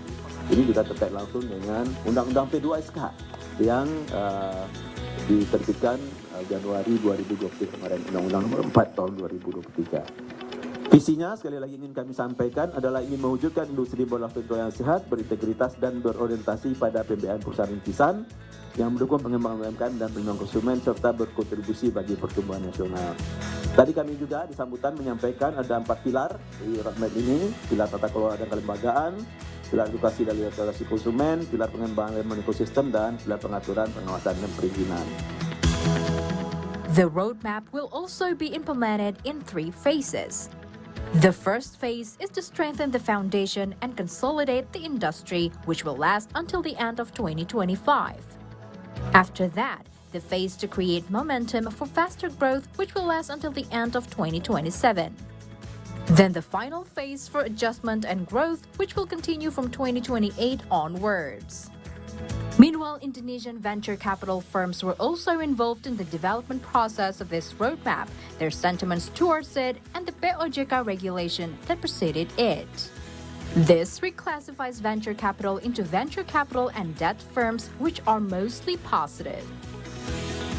Normally, the venture debt are more dispersed in the regional area, not in Jakarta, but each of the states in Indonesia, they focus on dispersing loans to local startups, local, smaller, and much micro-level startups.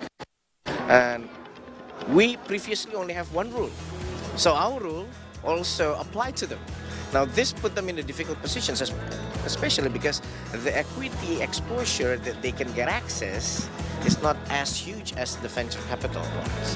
So with the concentrations of you can actually declare you're a VDC or a VCC, it puts much ease. Indonesian VCs, however, also warned the OJK to ensure that international VCs would be licensed, as their exclusion could mean the loss of potential foreign investors in Indonesia. Regardless, the Financial Services Authority has set a target for at least 67% of VCC disbursements to focus on equity participation and a minimum of 67% of VDC assets to be utilized for business financing by the end of a roadmap period in 2028. Satya Pramesi and Anita Putri for C Today. And that's a wrap for the business update. We're going to go for a short break. We'll come back with what's making headlines from around the world.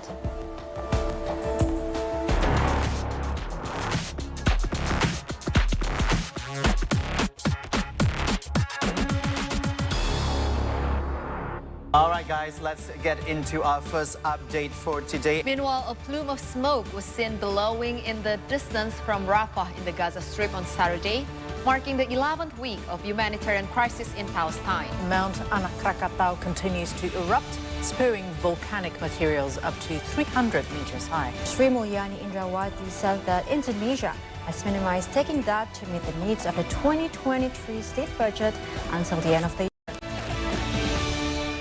Berangkat aja dulu, kerjakan apa yang ada di depan kalian. Setidaknya kalian hari ini walaupun tidak mendapatkan uang, tapi kalian mendapatkan kesempatan. Walaupun di awal-awal itu banyak sekali rintangan dan tantangan. Kalian berproses aja dulu, jalan aja dulu. Kalau udah waktunya kalian untuk dapetin uang akan datang nyamperin kalian. Hal yang paling sangat utama untuk mengawali bisnis, ridho dan restu orang tua. Itu hal dan modal paling besar dalam mengawali usaha. The beauty and the excitement of being there. Indescribable through such an iconic, historical, and magnificent. Let's take a look around, shall we? Come on in.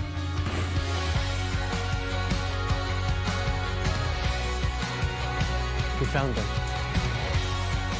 Where people come and go. A cup of tea, a perfect way to end your day.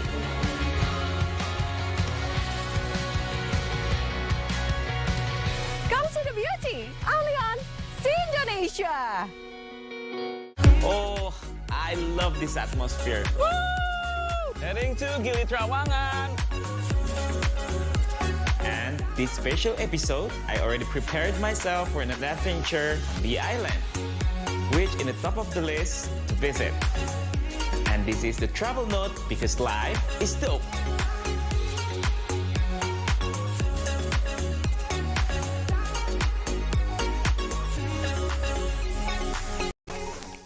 Their existence is now being critically endangered.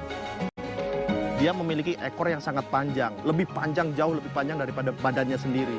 Tekniknya dia keluar dia itu bergelombol, menggunakan punggung temannya untuk naik. Sebenarnya konservasi burung hantu di sini latar belakangnya jelas asas manfaat. Jadi kita pengen melestarikan burung, melestarikan satwa, tapi juga otomatis dampaknya ke masyarakat yang khususnya sekarang kalau di sini petani. Group of volunteers operating in the south of the city has united to assist displaced children in a refugee camp in Rafah in overcoming the trauma of war.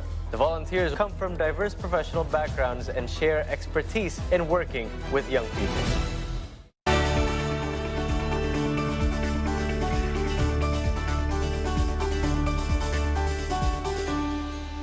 Hey, still with us on the C Morning Show. Hundreds of displaced Palestinian children in the southern Gaza city of Rafah enjoy a rare moment of respite on Monday when they welcome a youth group to their shelter. Yes, the NGO Sharek Youth Forum sang and danced with children in the daylight before screening an animation film at the Al-Quds Open University. The visit was done to lift psychological pressure and stress, as well as alleviate fear and horror from shelters. Additionally, the group has been moving across South Gaza to entertain young children with clown shows and a circus. They started their efforts on the second day of the war. Sharek is a youth-focused Palestinian NGO that are active in both the West Bank and the Gaza Strip. They hope they can positively impact children and families who live in shelters. According to the Gaza Health Ministry, Israeli aggression has killed at least 25,295 Palestinians in Gaza, 70% of whom are women and children, aside from wounding more than 60,000. Meanwhile, the United Nations indicate that more than 500,000 people in Gaza, or a quarter of the population, are suffering from starvation. هذه المبادرة تأتي للتخفيف من الضغوط النفسية والانفعالات النفسية وحالة الخوف والرعب اللي موجودة داخل مراكز الإيواء. أتت هذه المبادرة للتخفيف عنهم ولمشاركتهم ولنشر نوع من الفرح والسرور والسعادة على وجوه أطفالهم وذويهم من خلال تقديم بعض من العروض للأفلام والرسوم المتحركة الهادفة لنستفيد منها تحت عنوان التعاون والمشاركة والمحبة حتى نرسم على وجه أطفالنا الذين فقدوا مشاهدة التلفاز منذ أكثر من 100 يوم.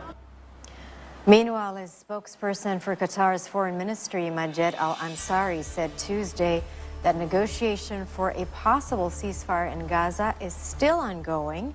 However, it has become more tenuous as attacks continue to escalate. And although Al-Ansari did not provide details about what was discussed, he did mention that the killing of 20 Israeli soldiers did not have a direct effect on the negotiation. We are always hopeful, but not necessarily optimistic. We see that the negotiations are still taking place. They haven't stopped. Both sides are talking. They are engaging in serious discussions, and we are hopeful that that would lead to something. Obviously, the situation on the ground is fluid. The escalation taking place always has an effect on the mediation process itself, and the humanitarian situation in Gaza is getting more dire every day. So it's not in anybody's benefit what is happening right now. And I can't comment on the specificities of the mediation as it is going right now. But what I can say is that we are engaging in serious discussions with both sides. We have presented ideas to both sides. We are getting a constant stream of replies from both sides, and that in its own right is a cause for optimism. Indonesian Foreign Affairs Minister Retno Marsudi is joining the UN Security Council's debate on Palestine for the third time this month to reaffirm Indonesia's solidarity with Palestine. Israeli Prime Minister Benjamin Netanyahu declared on January 18 that he opposes the existence of the Palestinian state. This causes Indonesia to concern Israel's goal of wiping Palestine from the map. And here's the highlight of Minister Marsudi's speech on the ongoing debate at the UN Security Council. In this context, I emphasize the following. First, we demand an immediate and permanent ceasefire. This will be a game changer for everything. Most importantly, it will provide space to address the humanitarian situation in Gaza, begin work on post-conflict reconstruction and the process for the two-state solution. At the same time, it is critical to support the work of the UN Senior Humanitarian and Reconstruction Coordinator to pave the way for the delivery of life-saving humanitarian assistance in Gaza. Second, Palestine must be granted immediate full membership in the UN. This is essential to start fair and balanced work on the two-state solution and to stop Israel's brutal aggression. And third, stop the flow of arms to Israel. Every weapon sent to Israel can be used to kill innocent civilians. Now we move to some U.S. election news where Donald Trump is eyeing a win in New Hampshire's Republican primary in his first one-on-one contest against Nikki Haley. Former President Trump is looking for a second straight victory in his quest for the 2024 GOP nomination after knocking out the rest of the field with a commanding win in Iowa. Donald Trump is aiming for a commanding victory Tuesday in New Hampshire, securing a sweep of the first two Republican primary races that would make a November rematch with President Joe Biden look more likely than ever. The biggest question is whether Trump's last major rival, former UN Ambassador Nikki Haley, will be able to cut into his margin or pull off an upset outright. Haley has dedicated significant time and financial resources to New Hampshire, hoping to appeal to its famously independent-minded voters. Yes, and the first results released early Tuesday. All 6 registered voters of tiny Dixville Notch cast their ballots for Haley over Trump. The resort town is the only one in New Hampshire this year that opted to vote at midnight.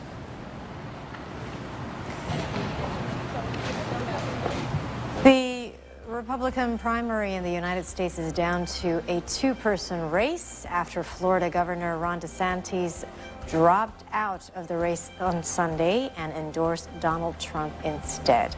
So that leaves Trump and former UN Ambassador Nikki Haley as the two remaining candidates to go to the Republican primary election on Tuesday. VOA's Chris Casquejo is now live in Manchester, New Hampshire, where the polls are about to close in the next half hour. How exciting. Chris, what is the significance of the New Hampshire primary in the election process for the Republican presidential nominee? And how is it the turnout so far? Good to be with you, Marissa. Actually, the polls closed at 7 p.m. local time, so about 40 minutes ago. And New Hampshire is significant because it is the first primary in the U.S. in the presidential race, and also because it famously has a more moderate electorate, and there's been a lot of surprises here. So Nikki Haley has been hoping that she could pull off the upset, but it looks like that is not going to happen because the most recent polls show Donald Trump ahead in this race by 15 to 20 points. But turnout was good. We saw a steady flow of people, 10 to 15 people at a time throughout this polling location in Manchester, New Hampshire, Ward 2, which is the most populous ward in Manchester, which is the biggest city in New Hampshire. And we did just get preliminary results in from this ward. Donald Trump had more than 900 votes, and Nikki Haley had more than 850 votes, but there are still absentee and mail-in ballots to be counted. But so far, Donald Trump is ahead in this particular location. Back to you. Yes, we've talked about Donald Trump and Nikki Haley, so let's talk about Ron DeSantis as well, who left the race on Sunday. So how does his departure impact the New Hampshire primary? Well, it really probably didn't have much of an effect on the outcome because DeSantis was polling in the single digits here, and he was not expected to win or come in a strong second. Now, the question is what happens to DeSantis's voters? I mean, he has run to the right of Trump on many policy issues like abortion, border security, immigration. So he was really positioning himself as the alternative should Trump have to drop out of the race or not run on policy, and the closest thing to Trump policy-wise, whereas Nikki Haley was positioning herself as a more moderate candidate. So we'll see who those voters that would have gone to DeSantis, whether they decided to vote for Trump or Nikki Haley. Nikki Haley is now the only alternative to Trump on the Republican side. So what is her pitch to voters? Well, her pitch to voters here in New Hampshire and really nationwide as the primary season gets underway is that she is the candidate who's going to end the chaos in the White House that was hallmark of the Trump administration, that she says. You know, she was the UN ambassador under Trump, so she knows what he's like. And so really, she is really pushing for the moderates. There are 344,000 undeclared voters in New Hampshire, so she was really making a big push to get those voters to vote for her, and she's really going to have to run up the margins in places where those undeclared voters are outnumbering Democrats and Republicans, and they actually do throughout the state of New Hampshire. They're about 40% of the electorate here. Right. Well, thanks a lot for that report, Chris. We'll look forward to hearing more about the U.S. election or leading up to the U.S. election. You have a good evening. Good to be. That was Chris Casquejo reporting live from New Hampshire. Now it's time for another break. After we come back, we'll bring you updates from around Southeast Asia.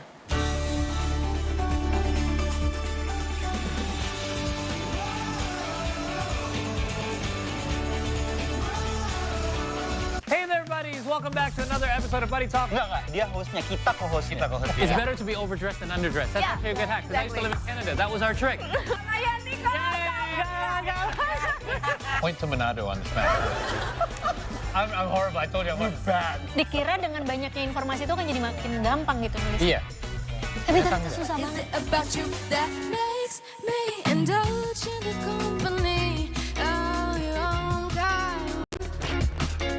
Berangkat aja dulu, kerjakan apa yang ada di depan kalian. Setidaknya kalian hari ini walaupun tidak mendapatkan uang, tapi kalian mendapatkan kesempatan. Walaupun di awal-awal itu banyak sekali rintangan dan tantangan.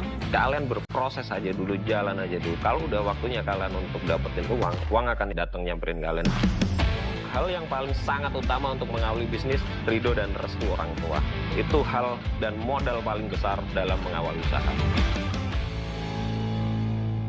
Ke Binjai mau migrasi. Cakep. Anjay, aku deportasi. Ya, aku cuma mau bilang hari ini kamu tuh cantik loh. Aduh ya Allah. Oke lah kalau penampilan dia nggak sebaik itu, nggak sebagus itu, nggak seganteng itu, tapi itu hatinya dia sebaik itu dan tidak ada orang yang pernah gue temuin hatinya sebaik Mars. Pemain.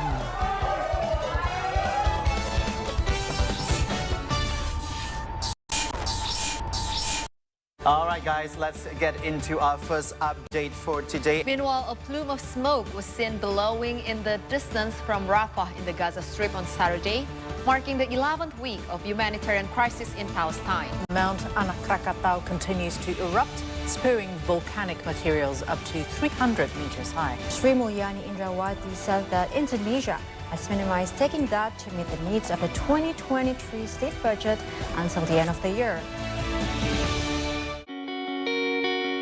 The beauty and the excitement of being there. Indescribable through such an iconic, historical, and magnificent. Let's take a look around, shall we? Come on in.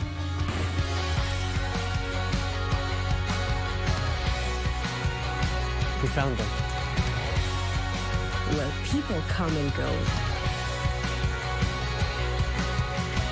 A cup of tea, a perfect way to end your day.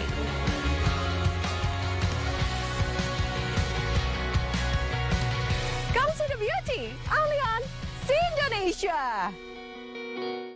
Welcome back to Spotlight, ladies and gentlemen, where we bring you guys some of the sports that you guys can go play here in Indonesia. You don't have to be good with your foot. Like, you can just dribble the ball and just throw it to the full ball. Yeah, that's true. That's true. Yeah.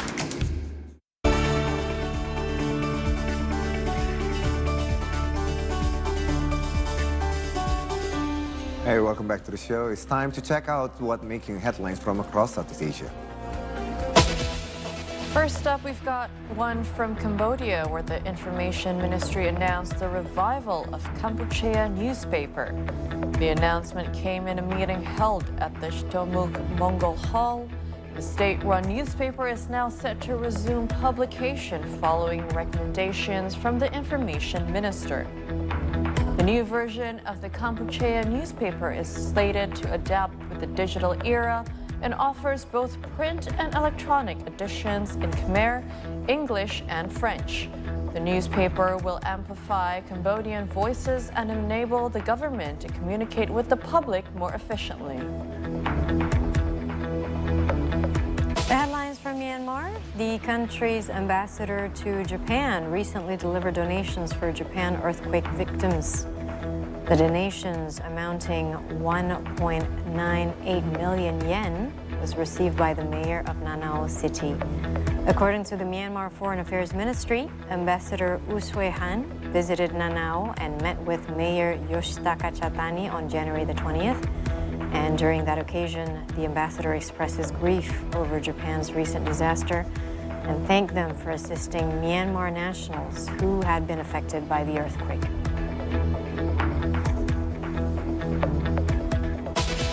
Moving on to the Philippines, where the Philippines Coast Guard confirmed on Sunday that some Filipino fishermen were harassed by the Chinese Coast Guard. It took place when local fishermen were collecting seashell near Bajo de Maslinglock in Scarborough Shoal.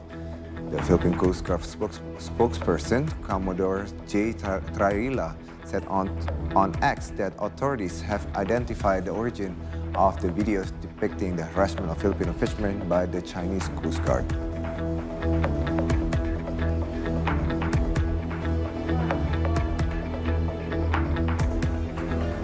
Now on to our first piece of update from Southeast Asia, where two medical teams from the Singaporean Armed Forces have started to treat civilian casualties in Gaza. This was done to support Singapore's humanitarian aid contribution to Gaza. Emergency medicine specialists Lieutenant Colonel Nazirul Hanan and military expert Jimmy Wu Yingming, who specializes as an operating theater scrub nurse, have been providing medical aid at the El Arish port in Egypt. They have been working closely with French medical team to provide necessary medical care, patient stabilization, and wound management. They have been performing their duties on board the French vessel Dixmude, which comes equipped with modern medical facilities. The two countries have been working together upon arriving in Egypt with the aim of providing humanitarian assistance to Gaza. The Singaporean government has continuously delivered humanitarian assistance and supplies, including medicine, sanitation items, and food since November last year.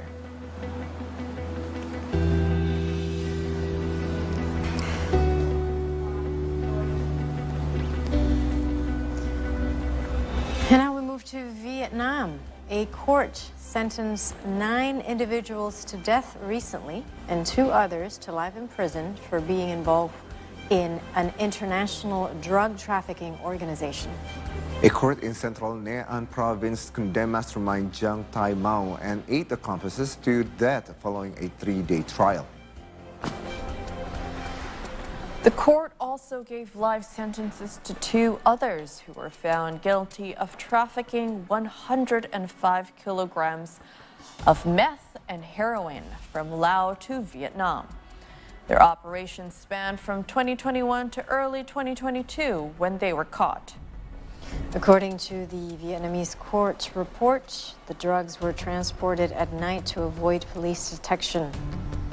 Additionally, a Ho Chi Minh City court also recently sentenced 18 individuals, including 2 South Koreans and 1 Chinese nationals, to death in November for trafficking 216 kilograms of heroin in 2020.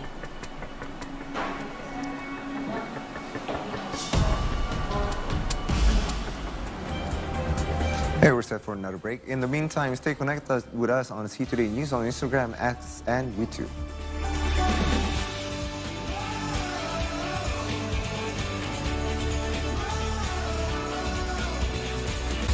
Asian flavors is gaining more popularity around the world in the last decade.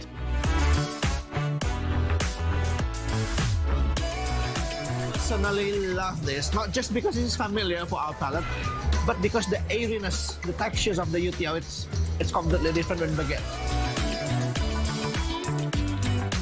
So with those appetites and with those pleasure-driven people, Menteng is a very special place for restaurant.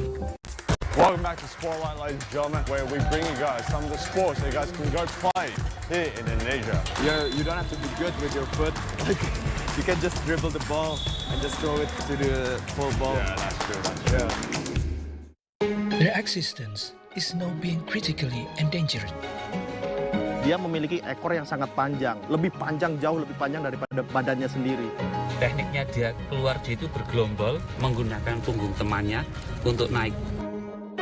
Sebenarnya konservasi burung hantu di sini latar belakangnya jelas asas manfaat. Jadi kita pengen melestarikan burung, melestarikan satwa, tapi juga otomatis dampaknya ke masyarakat yang khususnya sekarang kalau di sini kan petani.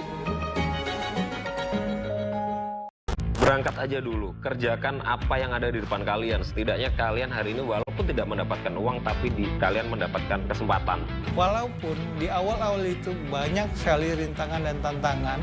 Kalian berproses aja dulu, jalan aja dulu. Kalau udah waktunya kalian untuk dapetin uang akan datang nyamperin kalian. Hal yang paling sangat utama untuk mengawali bisnis, ridho dan restu orang tua. Itu hal dan modal paling besar dalam mengawali. Oh, I love this atmosphere. Woo! Heading to Gili Trawangan.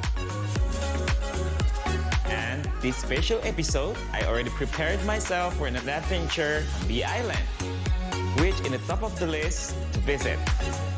And this is the travel note because life is dope.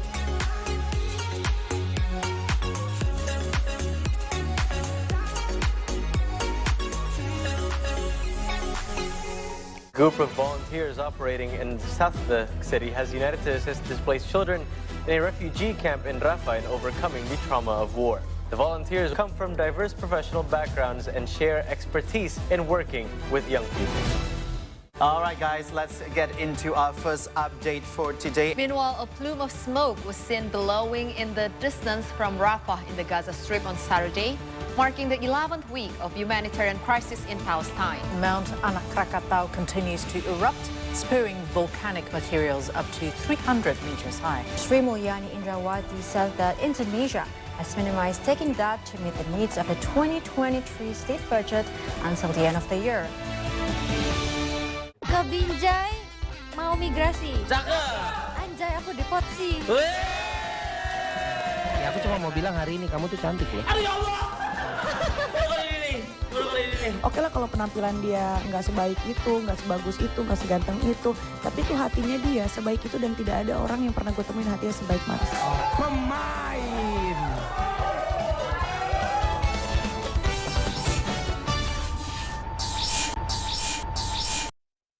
Their existence is now being critically endangered. Dia memiliki ekor yang sangat panjang, jauh lebih panjang daripada badannya sendiri.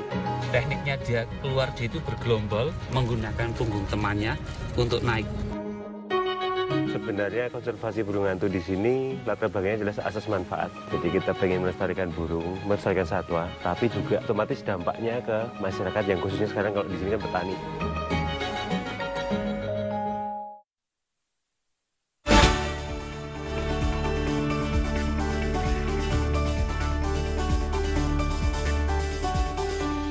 I love this next talk because it's actually about transfer of knowledge. So with great power comes great responsibility, and those with much experience may stand to benefit from helping others to develop and improve. Now, it can also pave the way for various business opportunities. That's very right, Marissa. And take, for example, today's guest, fashion designer and Ikat Indonesia founder Didit Maulana, who now owns the platform Jadi Gini Belajar Bersama.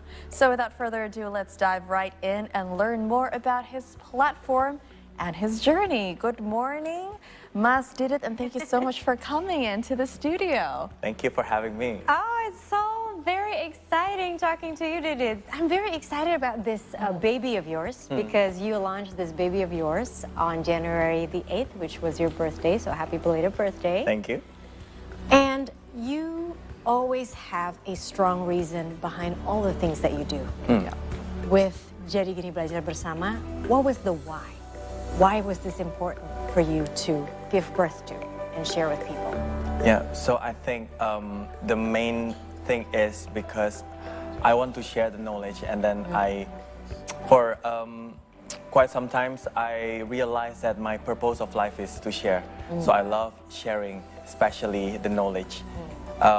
Give a man a fish and you feed him for a day, and give a man teach a man how to fish and you feed him for a lifetime. I think that's why I start this platform, is to share. And then, you know, like the reason is I want others also to gain a knowledge about how to set up a brand, because it's not as easy as it may seem, as it labels on the social media or the media about how the glam life of the entrepreneur, you know, like we have these challenges, and then we have this setback, we have this the frustration, all of these things that I think what makes us growth, and all of the challenges that I've been through for my own brand, we set it and we structure it as a modules and share it in our classes. How interesting. What are the modules? I mean, and yeah, what are the modules? So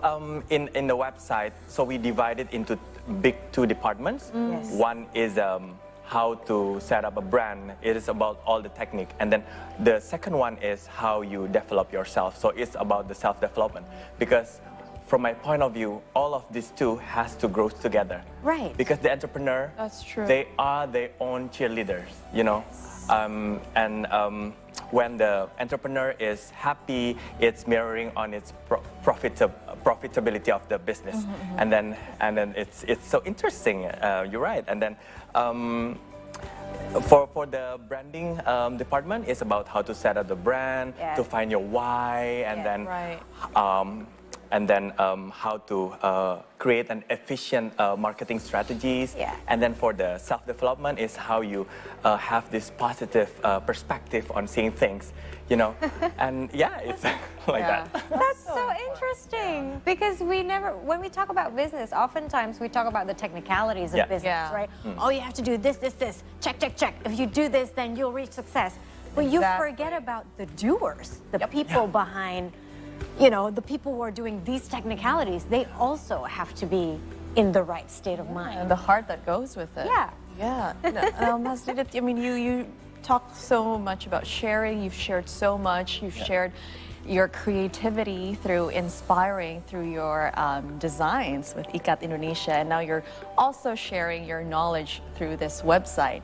Now, how do one actually apply or join your website? We heard that it's actually provided for free, the classes. Is that true? Yes, so we provide some classes are free, and some classes you have to invest in it. Okay. So I believe in it, you know, like you have to invest in yourself. Right. So we have like 10 classes. Okay. As for now, and it's keep adding and keep adding. Wow, how very exciting. So just open the www.jadiginibelajarbersama.com. Okay. What are the courses? Like, for example, because I love doing online courses as well. Usually it's like shopping in this virtual supermarket, right? Ooh, I want to learn about psychology, or I want to learn about design.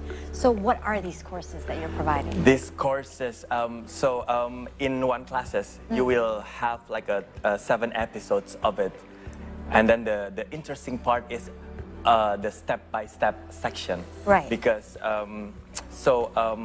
sometimes we know how to do, we know what we're going to, but the how. So it's, I'm sharing the how through the step-by-step how to get there.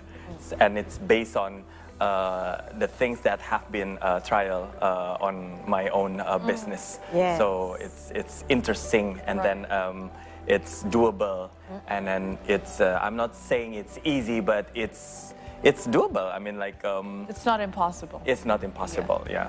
So, you know, like I've been attended so many talks, and then sometimes when you can see like the speaker, oh my God, like he or she speak about very highly about something, you know, and then using a very educated what do you call it, like istilah, and then I know like, oh my God, yes, I know you're a very smart dude, but I didn't understand what you're saying. You know, like, and then, you know, like the key is how you can use the language as a bridging for the intention that you want to speak about for your audience. So it's the lingua, it's the language. So my audience is a variety of audiences. You have this overseas student, you have this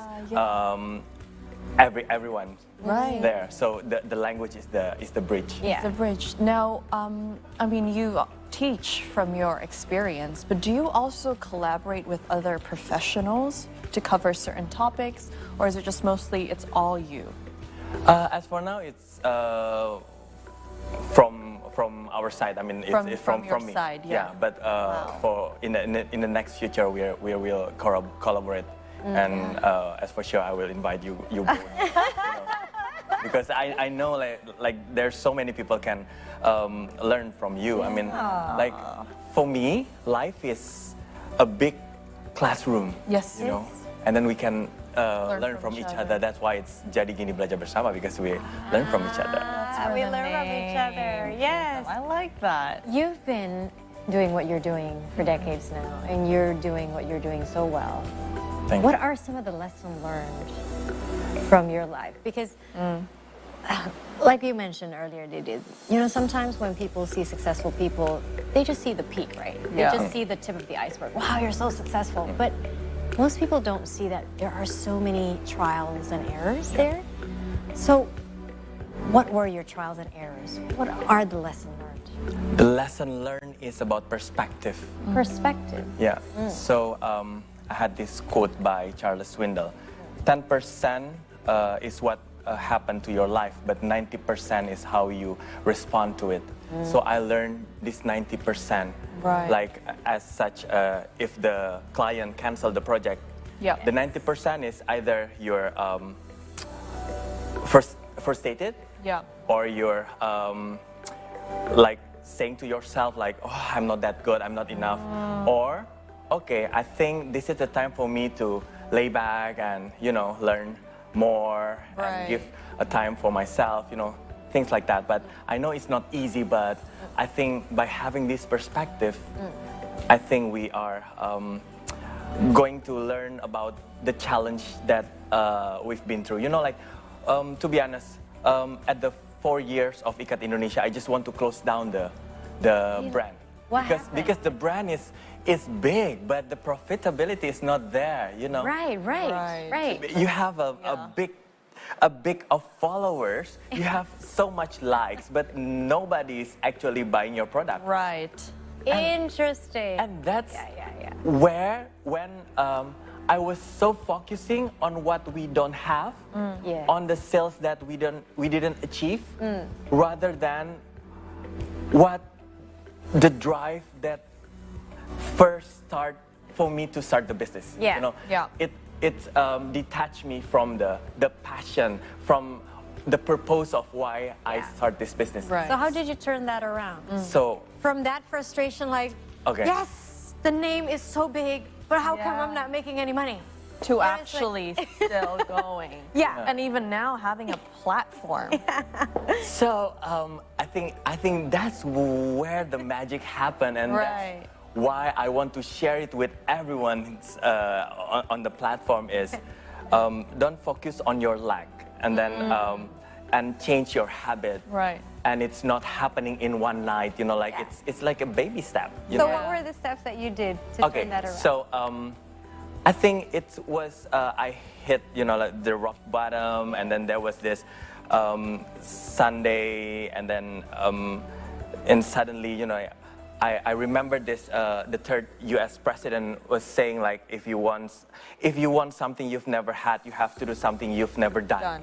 So like I want something that I've never had, but it's always like that, like the habit, it's always the same. So what I did, like, okay, man, do that. You have to just push yourself and out from your boundaries. And I know it's not easy, and it's it's not easy. Why? Because you're out from your comfort zone. That's why it's not comfortable. It's uncomfortable. So for you growing, right? For me growing, so I grabbed my running shoes, and then that's when I start to love running, and it's start from 2K and 10K and 15K and half marathon, marathon, anything like that, and it's it's challenge your physique, it's challenge yourself, and also from there and your mindset, and from there oh my God, I can do it, like 2K, I can do it. And I just focus on my small winnings. Small wins. The small winnings. It's not necessarily have to do with the business, but it's personally. It's personal. It's personal achievement. I think that's what counts. I see. I get it now. I get the link between the two, your personal development and also the development of your business. Because when you have those small wins, you're actually building confidence more and more. And suddenly you somehow get more creative because you're confident, your self-esteem is increasing, and thus it impacts the way you run your business as well. Do you have a mentor, did it? Mentor? Yeah, because what you're doing right now with this platform, you're actually mentoring entrepreneurs, like future entrepreneurs. Do you have your own personal mentor? Personal mentor, I think like I don't have like a one-on-one personal mentor, but I read books. I love Oprah Winfrey. Oh, Oprah! Woo! And then I love Simon Sinek. And then for in Indonesia, Mas Yoris Sebastian is also my mentor. And then I think there's so many books. Like there's too many books that I read, and they're all my mentors. And feeding the soul. Yeah, I love that. And sometimes, you know, like when I read your quotes and then when I read your caption, Yeah. I think because in life for me there's no coincidence. Yeah. So when I read yours caption and when I read your captions Yeah. on some of the social media, you know, like okay, it's drive me there, and then it has a purpose for me to read it, and you know, like it's give an impact. Yeah. For me. Yeah, and then now you're creating impact for so many thousands of others through this platform. Yeah. But what was your turning point, would you say, when you woke up one day and you decided, you know what, I want to channel all the knowledge that I have. I want to be able to inspire more people. I want to mentor more people through this platform. So it's interesting. It's starting in the pandemic time, 2020. Yes. A lot of time to think. A lot of time to think, and there's nothing you did actually. Yeah. And so you know, like I was sharing through my Instagram stories about how we can survive together through this pandemic, especially for these small, medium enterprises. And you have to do this, and you have to do that, blah blah blah. And then we received so many requests in our inbox, like saying, please have a more serious class. And then so you know, like the three of us, our team, we create this small class by Zoom. Yeah. So it was starting with this intimate class of 30, right, and then 50, It kept growing. and then 100, and then 500, and then 800, and then as of now, it's more than 20,000 people are joining the class. That's so, yeah. amazing. 20,000? From 30 to 20,000. You can break the internet. You can break the Zoom room, having 20,000 people there. Oh my goodness. But this is the thing I love about what you do, and you know, some of the people that I've come across. Like for example, I remember when you mentioned the online classes. I was also part of a participant in this online class that was held by Henry Satriago, the late Henry Satriago, who was the CEO of GE Indonesia. He was also underlining the importance of sharing your knowledge, of this mentorship, because you know, when you share, you are actually helping other people to grow, you know, to improve, and that's a beautiful thing. And I so get why you're doing this, because like Abraham Lincoln said, right, when you do good, you feel good. Yeah.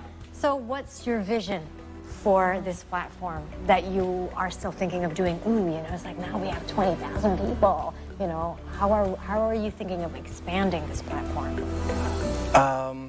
Next step, I want to have the apps, and then I want the apps, yes. I love apps. Yeah, and then I want to make it like a more like a bigger event. Yes. Oh, like a face-to-face event. Like a face-to-face event. Nice. As of now, we have last year we have visited 5 cities, and then this year, inshallah, is 8 cities. And then I would love. When is it gonna be? It's gonna be in Aceh, in Medan, and then in Makassar. Which month? I think it will be starting after Raya, after Lebaran. Oh, after Lebaran. Okay, so that's going to be after April. Yeah. Okay. Yeah. So it's gonna be interesting, and then I would love to have a session because I idolize this guy, Tony Robbins.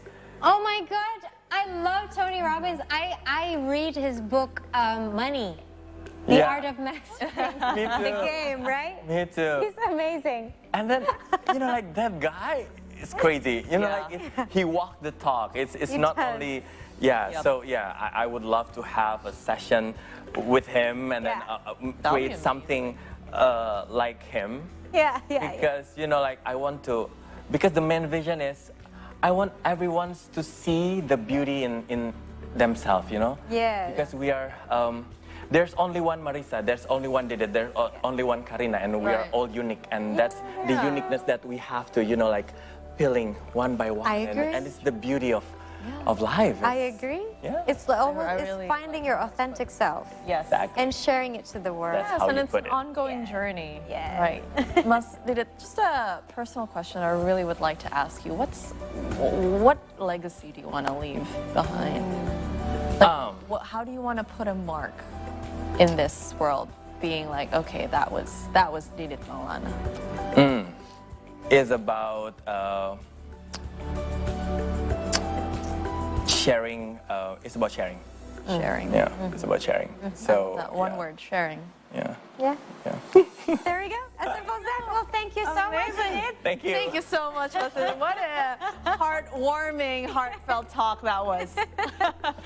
Amazing. You're gonna have a meeting. Exactly, and we're gonna have a meeting.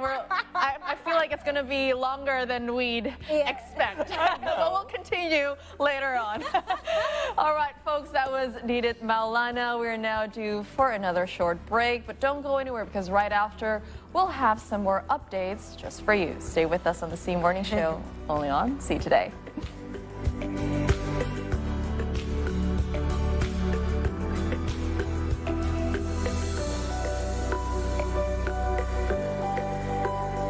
Hey there, buddies! Welcome back to another episode of Buddy Talk. Enggak, dia hostnya, kita co-hostnya. It's better to be overdressed than underdressed. That's actually a good hack, because I used to live in Canada. That was our trick. Point to Manado on the smash. I'm horrible. I told you I'm bad. Dikira dengan banyaknya informasi itu kan jadi makin gampang gitu nulis. Iya. Tapi ternyata susah banget.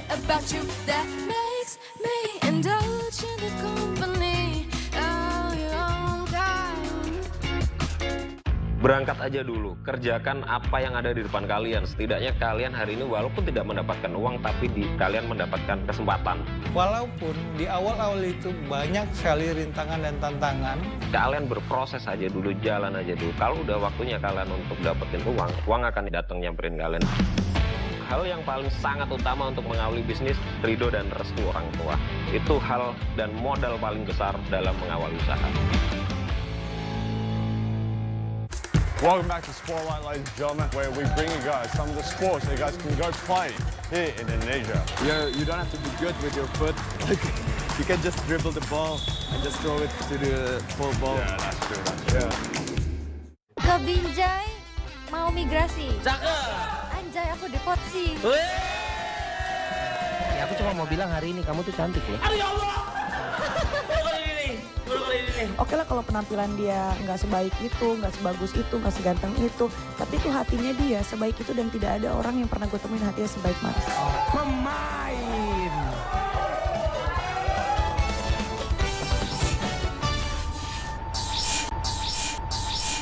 Group of volunteers operating in south of the city has united to assist displaced children in a refugee camp in Rafah in overcoming the trauma of war. The volunteers come from diverse professional backgrounds and share expertise in working with young people. Asian flavors is gaining more popularity around the world in the last decade.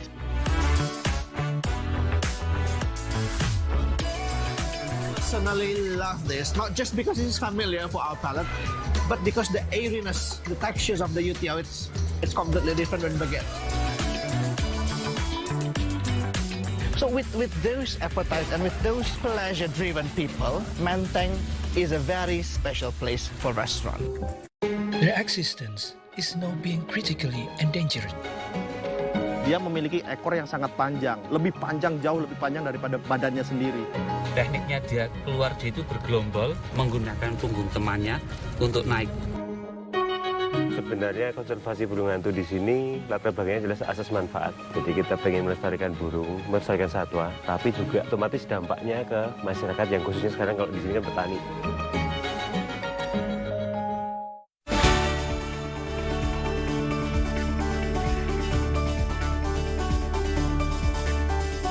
Good morning. So with us on the C Morning Show on C Today now, it is reaching 8:30 in the AM, which means it's time for some Indonesian features. We kick off with the durian plantation at the Mount Muria slope in Pati, Central Java, that is now in the second harvest season. There are 3 varieties of durian with premium quality in the plantation, which are often hunted by durian fruit lovers. So for all you durian lovers, this one's for you.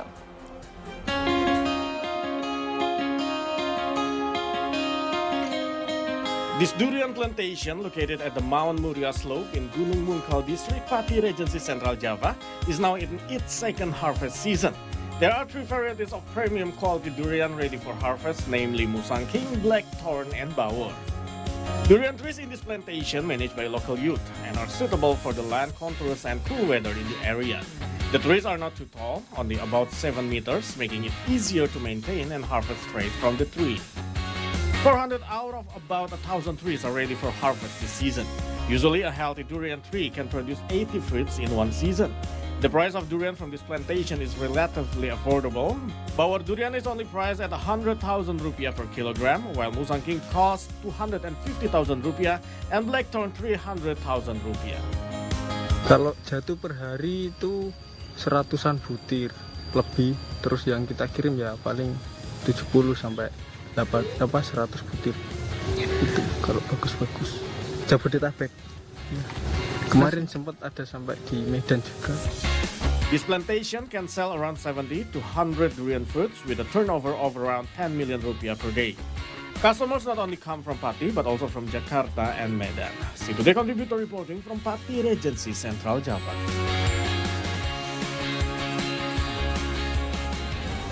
From durians, we now move on to another piece of cuisine, meatball soup, or locally known as bakso, that is usually served in a bowl so that we can enjoy the soup without spilling it.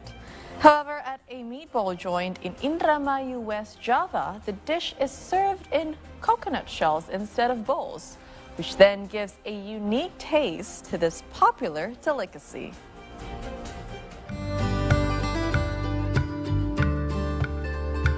Meatball soup, or locally known as bakso, is one of Indonesia's most sought-after delicacies.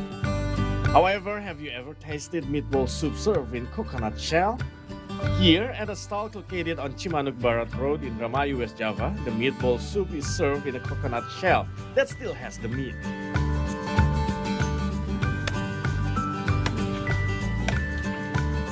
Meanwhile, the coconut water is served as a refreshing drink. Besides being unique in terms of presentation, the use of coconut shells also gives a flavored twist to the meatball soup. The meatball soup here has a savory and slightly sour taste from the coconut meat. The flavor can also be further modified with additional condiments on the table. Here, not only meatball soup is served in coconut shells, but also other dishes such as chicken noodles.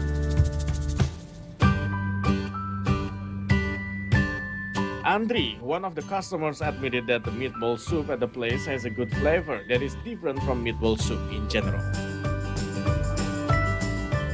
Saya sering kesini. Kalau di sini kan dari cara penyajiannya udah beda ya mas ya. Nah ditambah lagi nih dari mangkoknya ini dari kelapa ya. Kelapanya juga kebetulan kelapa baru nih dan bisa dimakan juga kelapanya, enak banget pokoknya. Unik sekali. Saya mie ayam kelapa. Ayam kelapa. Enak, rasanya enak, terus ada agak sedikit aroma kelapanya juga enak gitu kan. Kebetulan kelapanya juga kelapa dari Dugan ya, jadi nggak keras gitu, enak di lidah gitu. Memang rasanya juga masih tetap, rasa mie ayamnya masih terasa gitu. Terus ada aroma kelapanya juga, itu yang bisa menjadi agak gurih gitu, rasanya jadi tambah nikmat. Harganya relatif ya, dengan sajian seperti ini worth it lah, enak lah, pas di kantong gitu. For the owner, the concept of serving meatball soup in coconut shells was deliberately chosen to stand out from other meatball soup stalls. In a day, he can sell 30 portions and even up to 100 portions on weekend.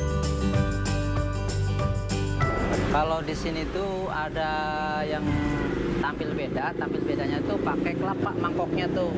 Jadi baksonya tuh pakai kelapa muda, terus kelapanya tuh dimakan sekalian sama bakso. Jadi rasanya tuh lebih gurih, lebih sedap lah. Terus airnya itu diminum sama buat minumnya, pengganti buat minumnya. Rasanya tuh kalau belum nyobain pasti penasaran. Yang jelas sedap. Kalau harga itu jadi 22.000.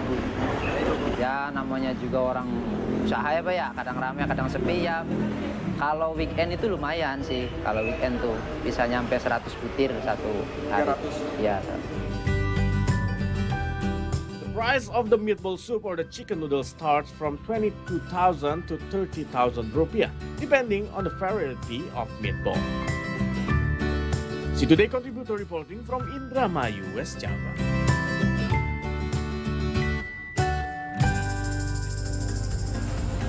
Now, Now, another dish that is also a typical Indonesian soup is soto, that is actually known for its hearty broth and filled with various meats and vegetables. Now, what's so special about it is that every region in Indonesia has its own version of soto, now, one of which is from Blora in central Java, and it is called soto kletuk. Check it out.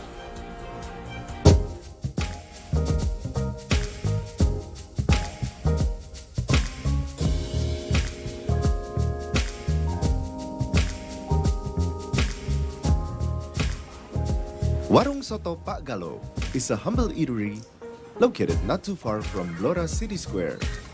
Established in 1997, the warung is popular with diners every day of the week. What makes Pak Galo Soto different from others is the kletuk topping, made from diced fried cassava, a tasty addition to the soto. Emmy said visitors from out of town are also keen on visiting the eatery and savoring the special kletuk.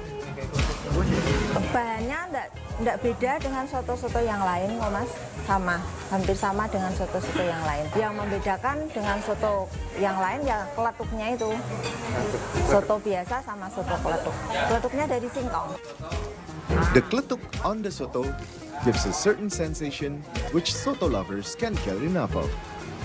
The soto kletuk has become a unique dish of the Blora Regency. Ini tipe kuahnya bening, ada kletuknya. Kalau soto-soto yang lain kan biasanya ada bumbu koyanya. Kalau ini enggak ada, tipe kuah bening, dikasih kletuk, tapi enak. Every day, Warung Soto Kletuk Pak Galo can sell hundreds of bowls of delicious soto. The eatery is a must-visit destination when you're visiting Blora. Warung Soto Pak Galo is open daily from 8 in the morning to 9 o'clock in the evening. As for the price, a bowl of soto kletuk without meat costs 10,000 rupiah only. And when you add beef, the price is from 17,000 to 20,000 rupiah per bowl. See Today contributor reporting from Blora, Central Java.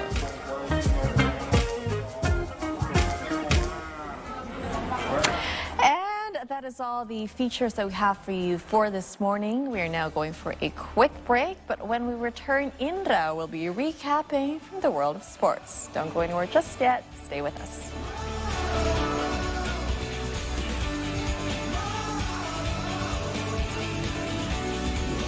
All right, guys, let's get into our first update for today. Meanwhile, a plume of smoke was seen billowing in the distance from Rafah in the Gaza Strip on Saturday, marking the 11th week of humanitarian crisis in Palestine. Mount Anak Krakatau continues to erupt, spewing volcanic materials up to 300 meters high. Sri Mulyani Indrawati said that Indonesia has minimized taking debt to meet the needs of the 2023 state budget until the end of the year.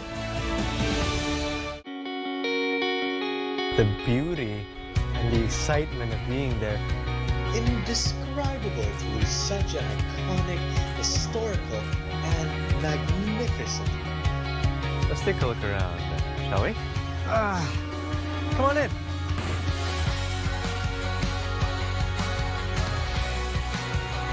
We found them. Where people come and go. A cup of tea, a perfect way to end your day.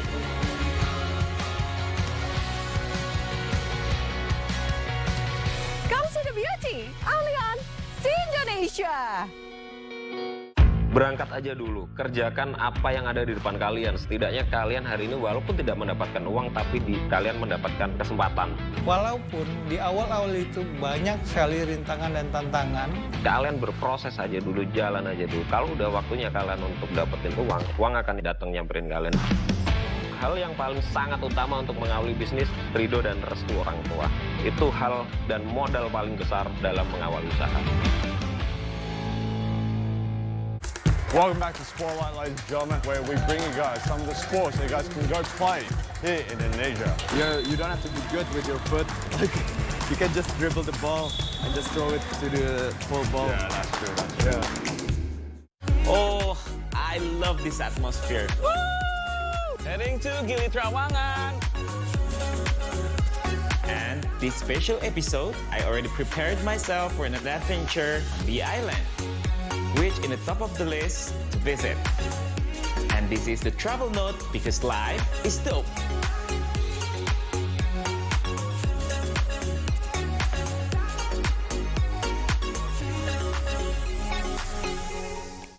Their existence is now being critically endangered. Dia memiliki ekor yang sangat panjang, jauh lebih panjang daripada badannya sendiri. Tekniknya dia itu bergelombol menggunakan punggung temannya untuk naik. Sebenarnya konservasi burung hantu di sini latar belakangnya jelas asas manfaat. Jadi kita pengen melestarikan burung, melestarikan satwa, tapi juga otomatis dampaknya ke masyarakat yang khususnya sekarang kalau di sini kan petani.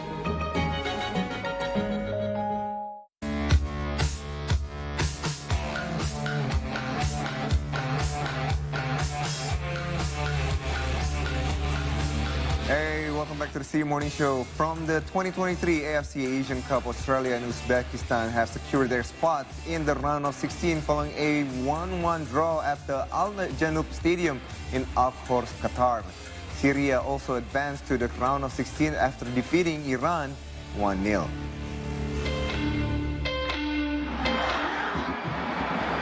Omar Kurbin came off the bench to strike the winning goal as Syria defeated India 1-0 in Doha on Tuesday to clinch the country's first ever spot in the knockout stage of the AFC Asian Cup.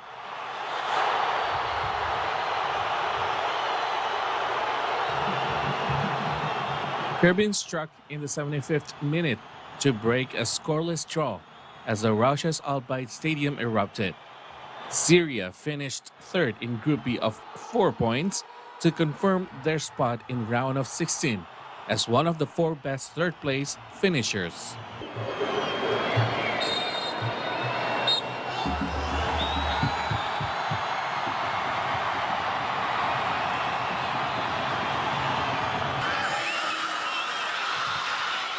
Meanwhile, in another Group B match, Australia played out a 1-1 draw with Uzbekistan to win Group B at the AFC Asian Cup on Tuesday in Doha.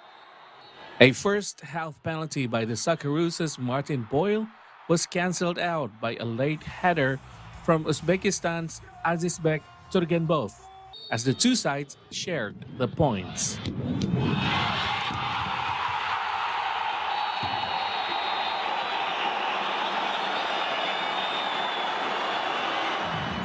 Australia finished top of Group B with 7 points, while Uzbekistan clinched second on 5.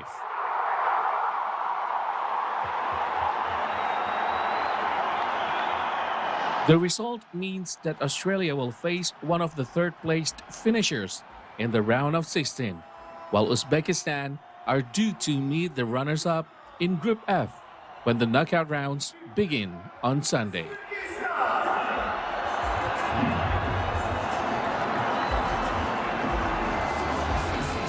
Indonesia will take on Japan in their final Group D match in the 2023 AFC Asian Cup. The Garuda squad will advance to the knockout stage if they win the match. Coach Shin Tae-yong has led the Indonesian team to the verge of qualification after a brilliant 1-0 win over Vietnam. Four-time champions Japan had been dominating the competition since June 2023. However, their winning streak was abruptly halted by Iraq in their previous match. The defeat marked the end of their 11-match winning run in all competition. Japan had also suffered consecutive defeats in their Asian Cup finals back in 1988, coincidentally against Qatar. The squad now faced the risk of missing the knockout stage for the first time in years. Meanwhile, Indonesia's victory over Vietnam in the last match puts them into a position to advance to the knockout stage for the first time ever. The win also matches the total points they have accumulated in their previous 2 Asian Cup group stage appearances combined. Indonesia's team manager Shin Tae-yong has never lost to Japan in his managerial career, which adds another layer of intrigue to this encounter. 네, 뭐 여러 가지 시나리오는 분명하게 있다고 생각합니다. 그 결과가 솔직히 얘기해서 일찍 나왔으면 더 행복하고 좋겠지만 현재로서는 그런 부분에 대해서 1%도 생각하고 있지 않고 우리가 내일 일본이랑 어떻게 경기를 할 것인지에 대해서만 준비하고 있고 오늘 오후 훈련에도 내일 일본과 어떤 경기를 할 것인지에 대해서 전술 훈련할 것이고 나머지 부분에 대해서는 아직까지 생각해 본 적이 없습니다. Of course, Japan is like one of the best team in this Asian Cup. So we also Indonesia now grow up a lot. But as a players, we are ready. You know, we want to give it our best performance to the game tomorrow. So we really we can't wait anymore to play this game. The Indonesian national team held a training session ahead of the match against Japan in the final of Group D qualification. The match is set to take place at the Al Thumana Stadium in Doha, Qatar tonight. According to Indonesian national team player Justin Hubner, this match has its own challenges. Despite not being featured in the match, Hubner is confident that his squad will give their best performance and can qualify for the round of 16. Yeah, I'm quite happy with my own performance. I think we're strong as a team. We have quite a young team. But we're doing really well. I'm really proud of everyone. And myself also, I think I can develop a lot here. So yeah, it's been a really good tournament so far. Yeah, we know they have like world-class players. A lot of players play in the Premier League. So yeah, it's gonna be a tough game, you know. But we have also really strong players, so we're going to do everything to fight for Indonesia, to defend, and hopefully get a result against it. Indonesia only needs a draw against Japan to secure a spot in top 16.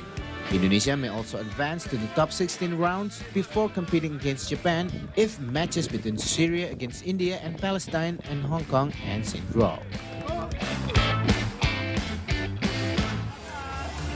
And now let's talk about the important match between Indonesia and Japan scheduled for later tonight. How likely is Indonesia going to advance to the round of 16? To find out more, we're joined by Yusuf Raihan from Ruang Taktik on what's going to come up with the game tonight. Good morning. Thank you so much for joining us.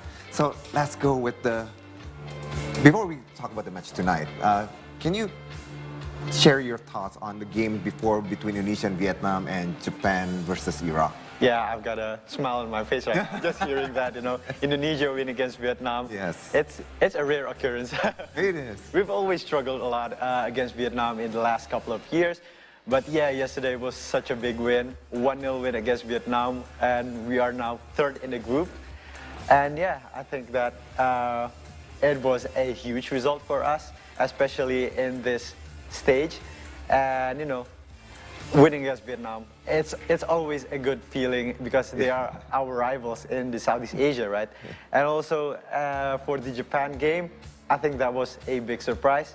Was. I came here and said that I did not see any scenario where Iraq can win against them, but you know, it actually happened because you know, football, anything can happen, right?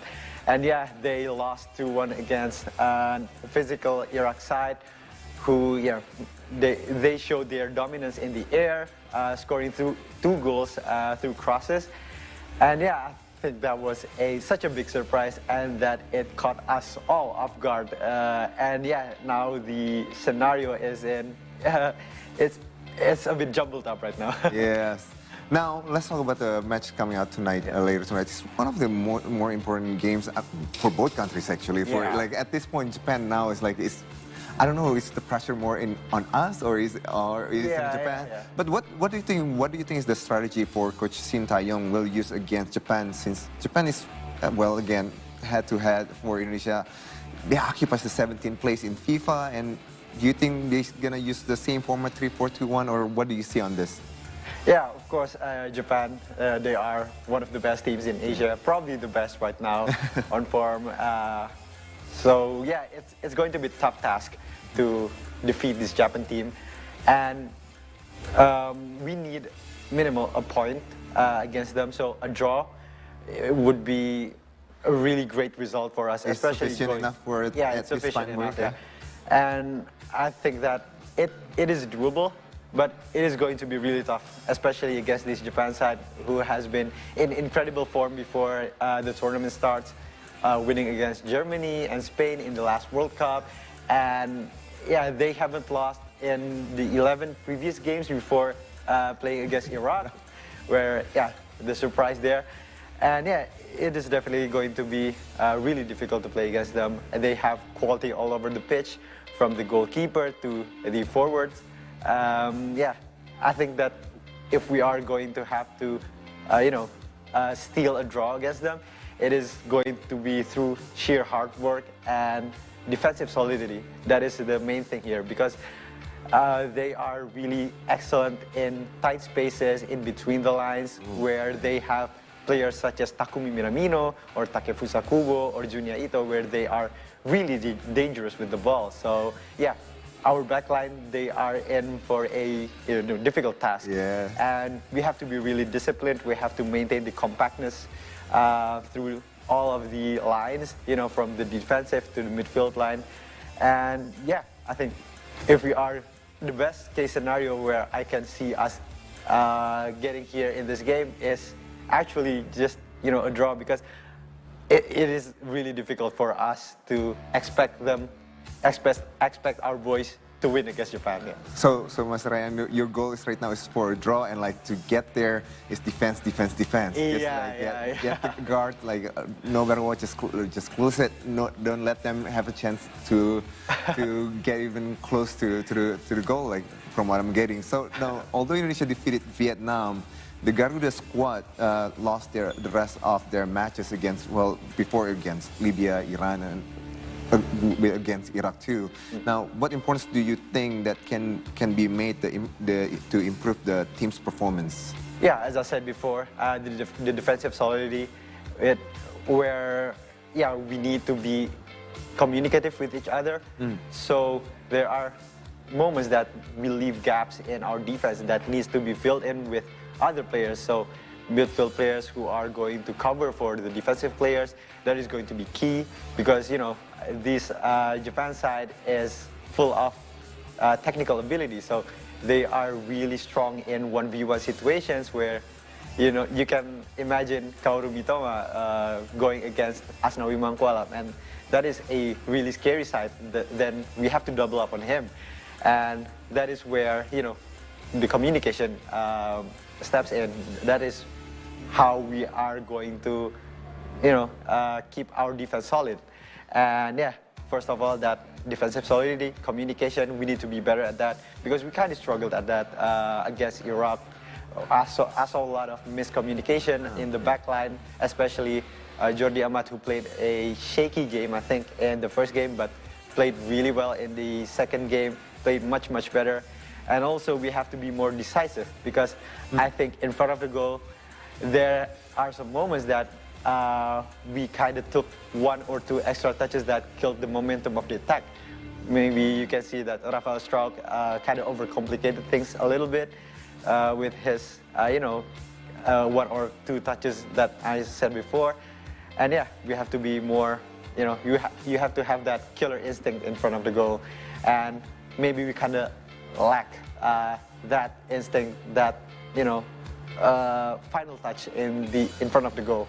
So yeah, I think those two, first of all, defensive solidity through communication, and the second one is our decisiveness. It has to be better, especially in front of the goal.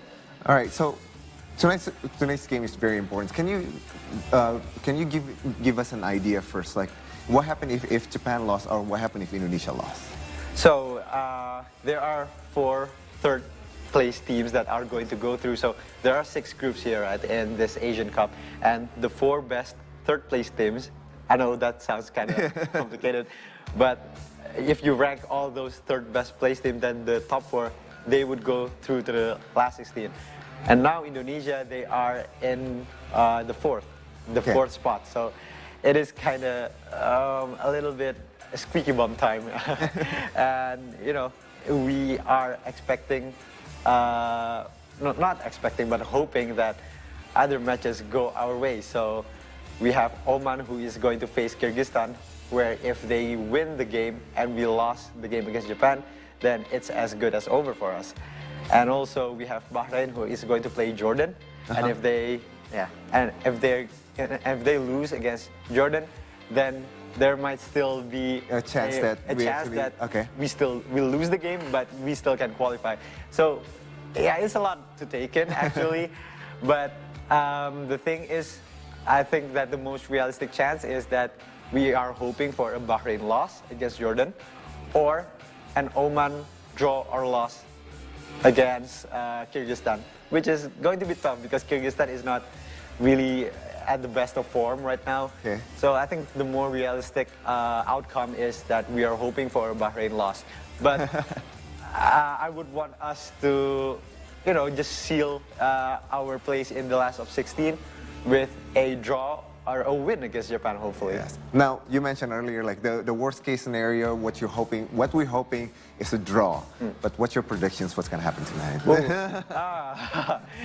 You're putting me in a tough spot. Oh, yes, I am. So I don't think that we have the capacity or the quality to win against this Japan side.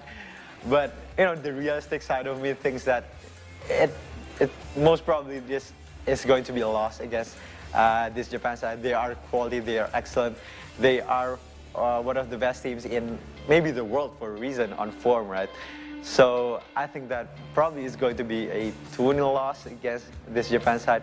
But the hopeful side of me thinks that, because football is full of surprises, right? Right. I think that we can nick a draw against them, or even maybe steal a win. Yeah, I mean, if we're going to hope, then let's just hope for a win. Yeah, Why a draw? Let's not stop there. Because we have our own weapon as well through Pratama Arhan's long throws, and yeah, we have, I think Shin Tae-yong has a lot of surprises in him. Yes, well, we're going to see what's going to happen tonight, but at the same time, at least a draw, but we also are hoping for a win for Indonesia. Yeah. At the same time, it's a big pressure too for Japan, so hopefully they feel that pressure, and then things, again, we never know, so it can be a surprise. All right, Mas Ryan, thank you so much for sharing your thoughts here, and we'll see what's going to happen. I mean, you've been wrong before with the Japan and Iraq. We'll see if, your prediction, whatever it Hopefully is. I'm wrong. This time, if you're wrong, everybody's going to be happy in this country. All right, with that, we're going for a break. When we return, entertainment news still coming up, so stay here on the C Morning Show.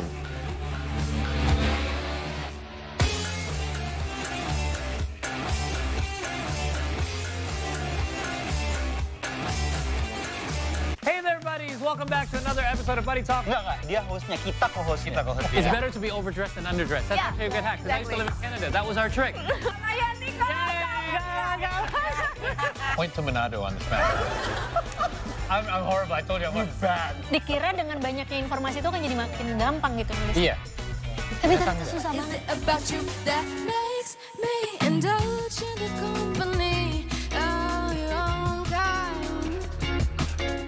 Berangkat aja dulu, kerjakan apa yang ada di depan kalian. Setidaknya kalian hari ini walaupun tidak mendapatkan uang, tapi kalian mendapatkan kesempatan. Walaupun di awal-awal itu banyak sekali rintangan dan tantangan.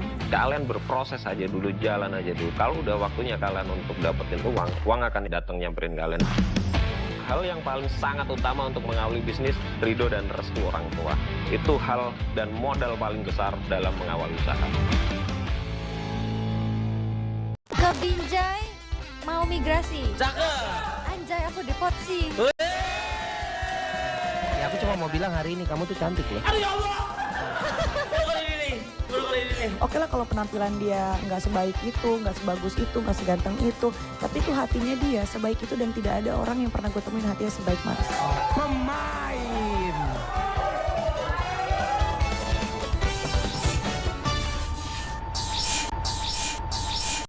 All right, guys, let's get into our first update for today. Meanwhile, a plume of smoke was seen billowing in the distance from Rafah in the Gaza Strip on Saturday, marking the 11th week of humanitarian crisis in Palestine. Mount Anak Krakatau continues to erupt, spewing volcanic materials up to 300 meters high. Sri Mulyani Indrawati said that Indonesia has minimized taking debt to meet the needs of the 2023 state budget until the end of the year. The beauty and the excitement of being there indescribable to lose such an iconic, historical, and magnificent. Let's take a look around, shall we? Come on in.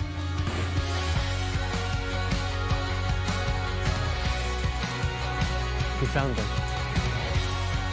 Where people come and go. A cup of tea, a perfect way to end your day.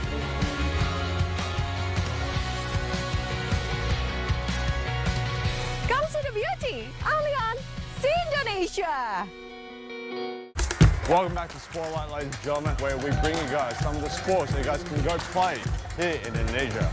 You don't have to be good with your foot. You can just dribble the ball and just throw it to the full ball. Yeah, that's true. Yeah.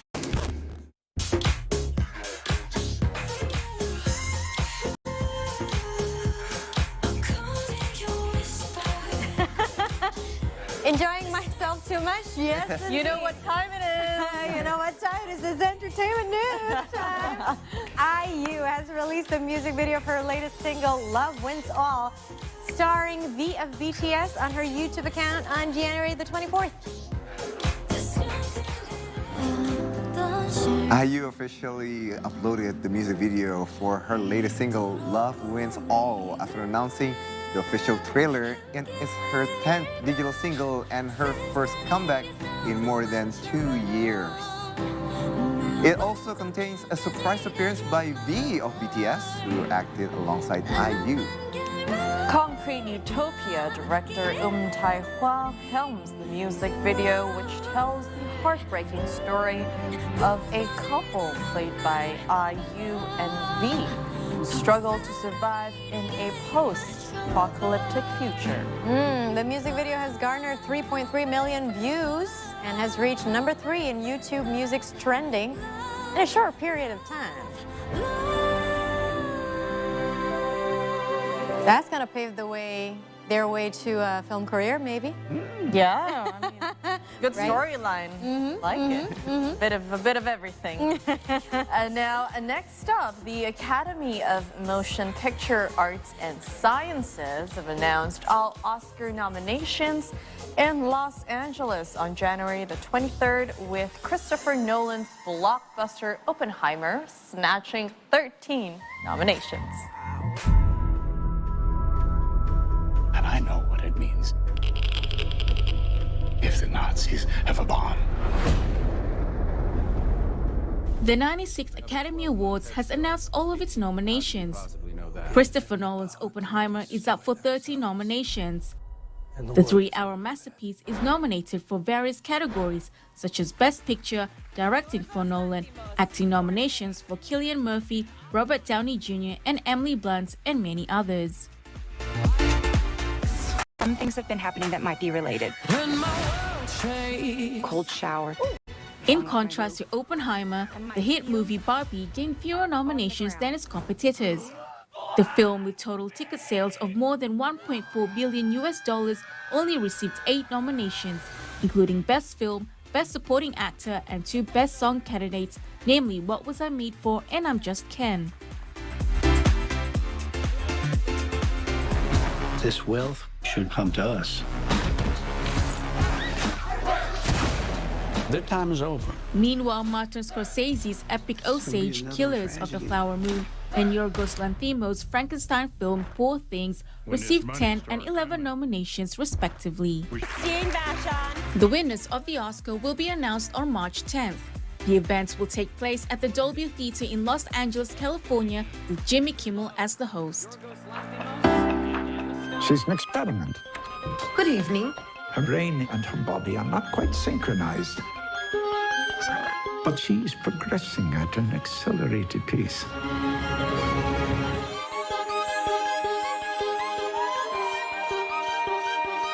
Tell me, where did she come from? I shall.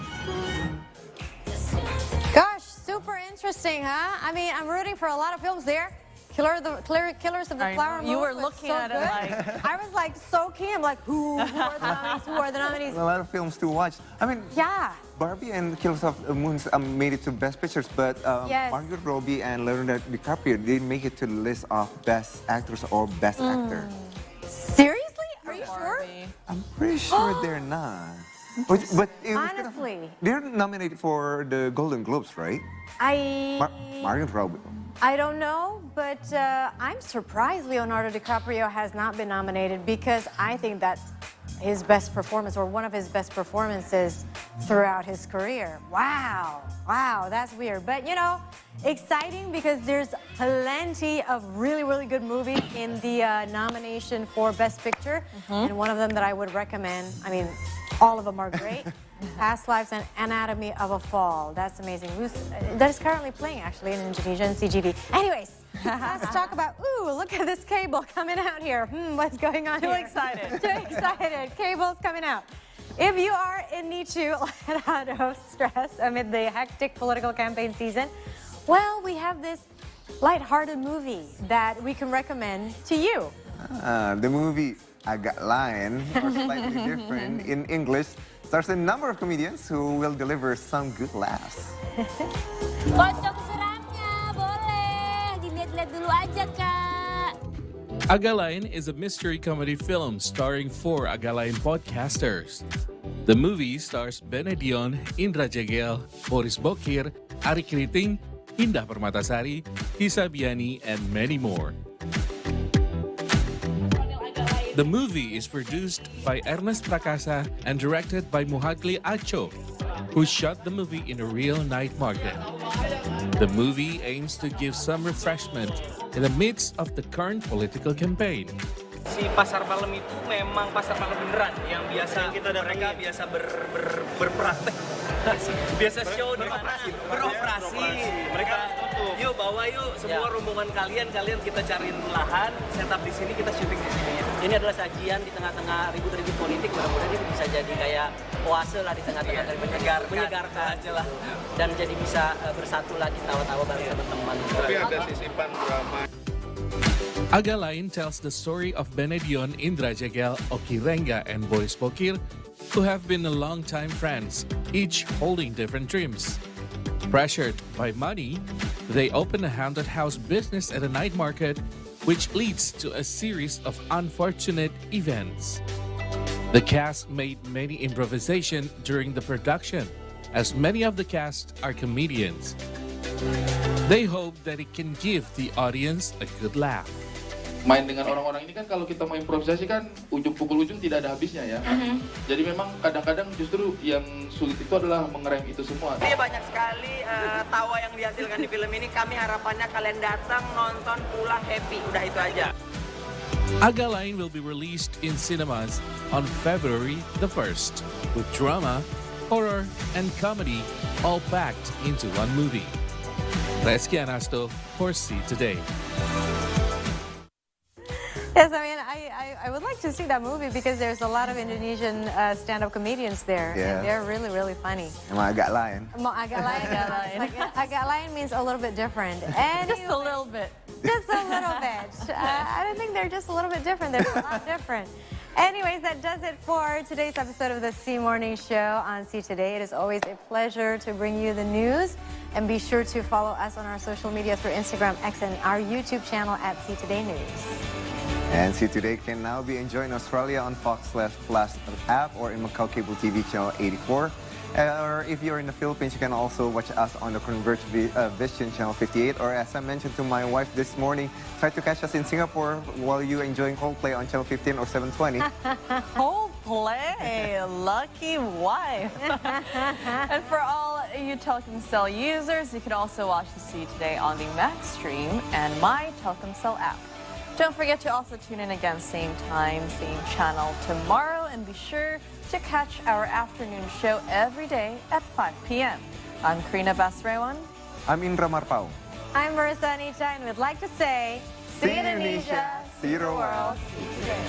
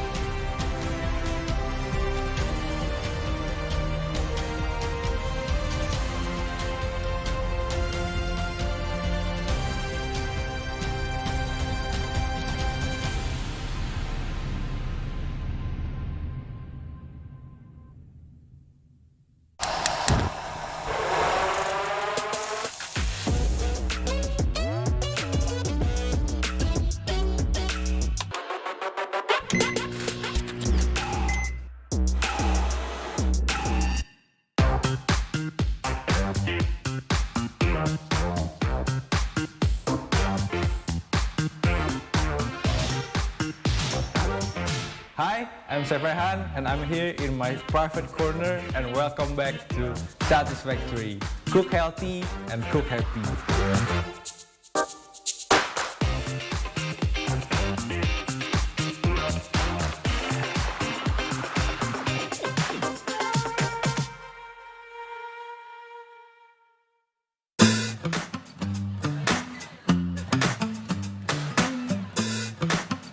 And today I'm gonna make simple dish. It's classic Italian dish. It's carbonara. Okay, let's go with the ingredients. First, we have some eggs, and then we have some pasta, and then we have some Parmesan cheese, some parsley, and then some black peppers, and then salt. Okay. First thing first we're gonna do is let's boil water for boiling the pasta, and then we gonna put some salt,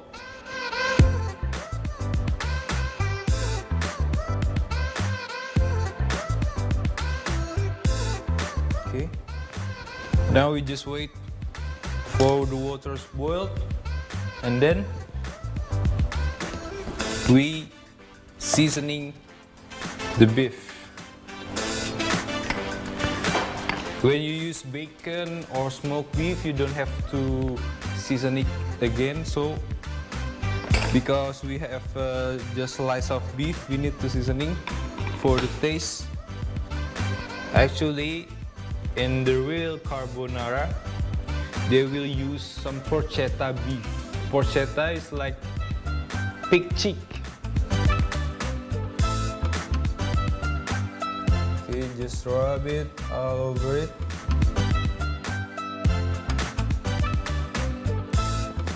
And then just wait it for marinate. It's about 5 minutes.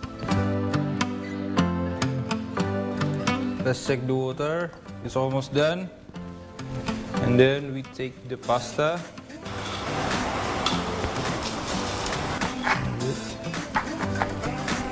For the boiling. Okay, and then we put it.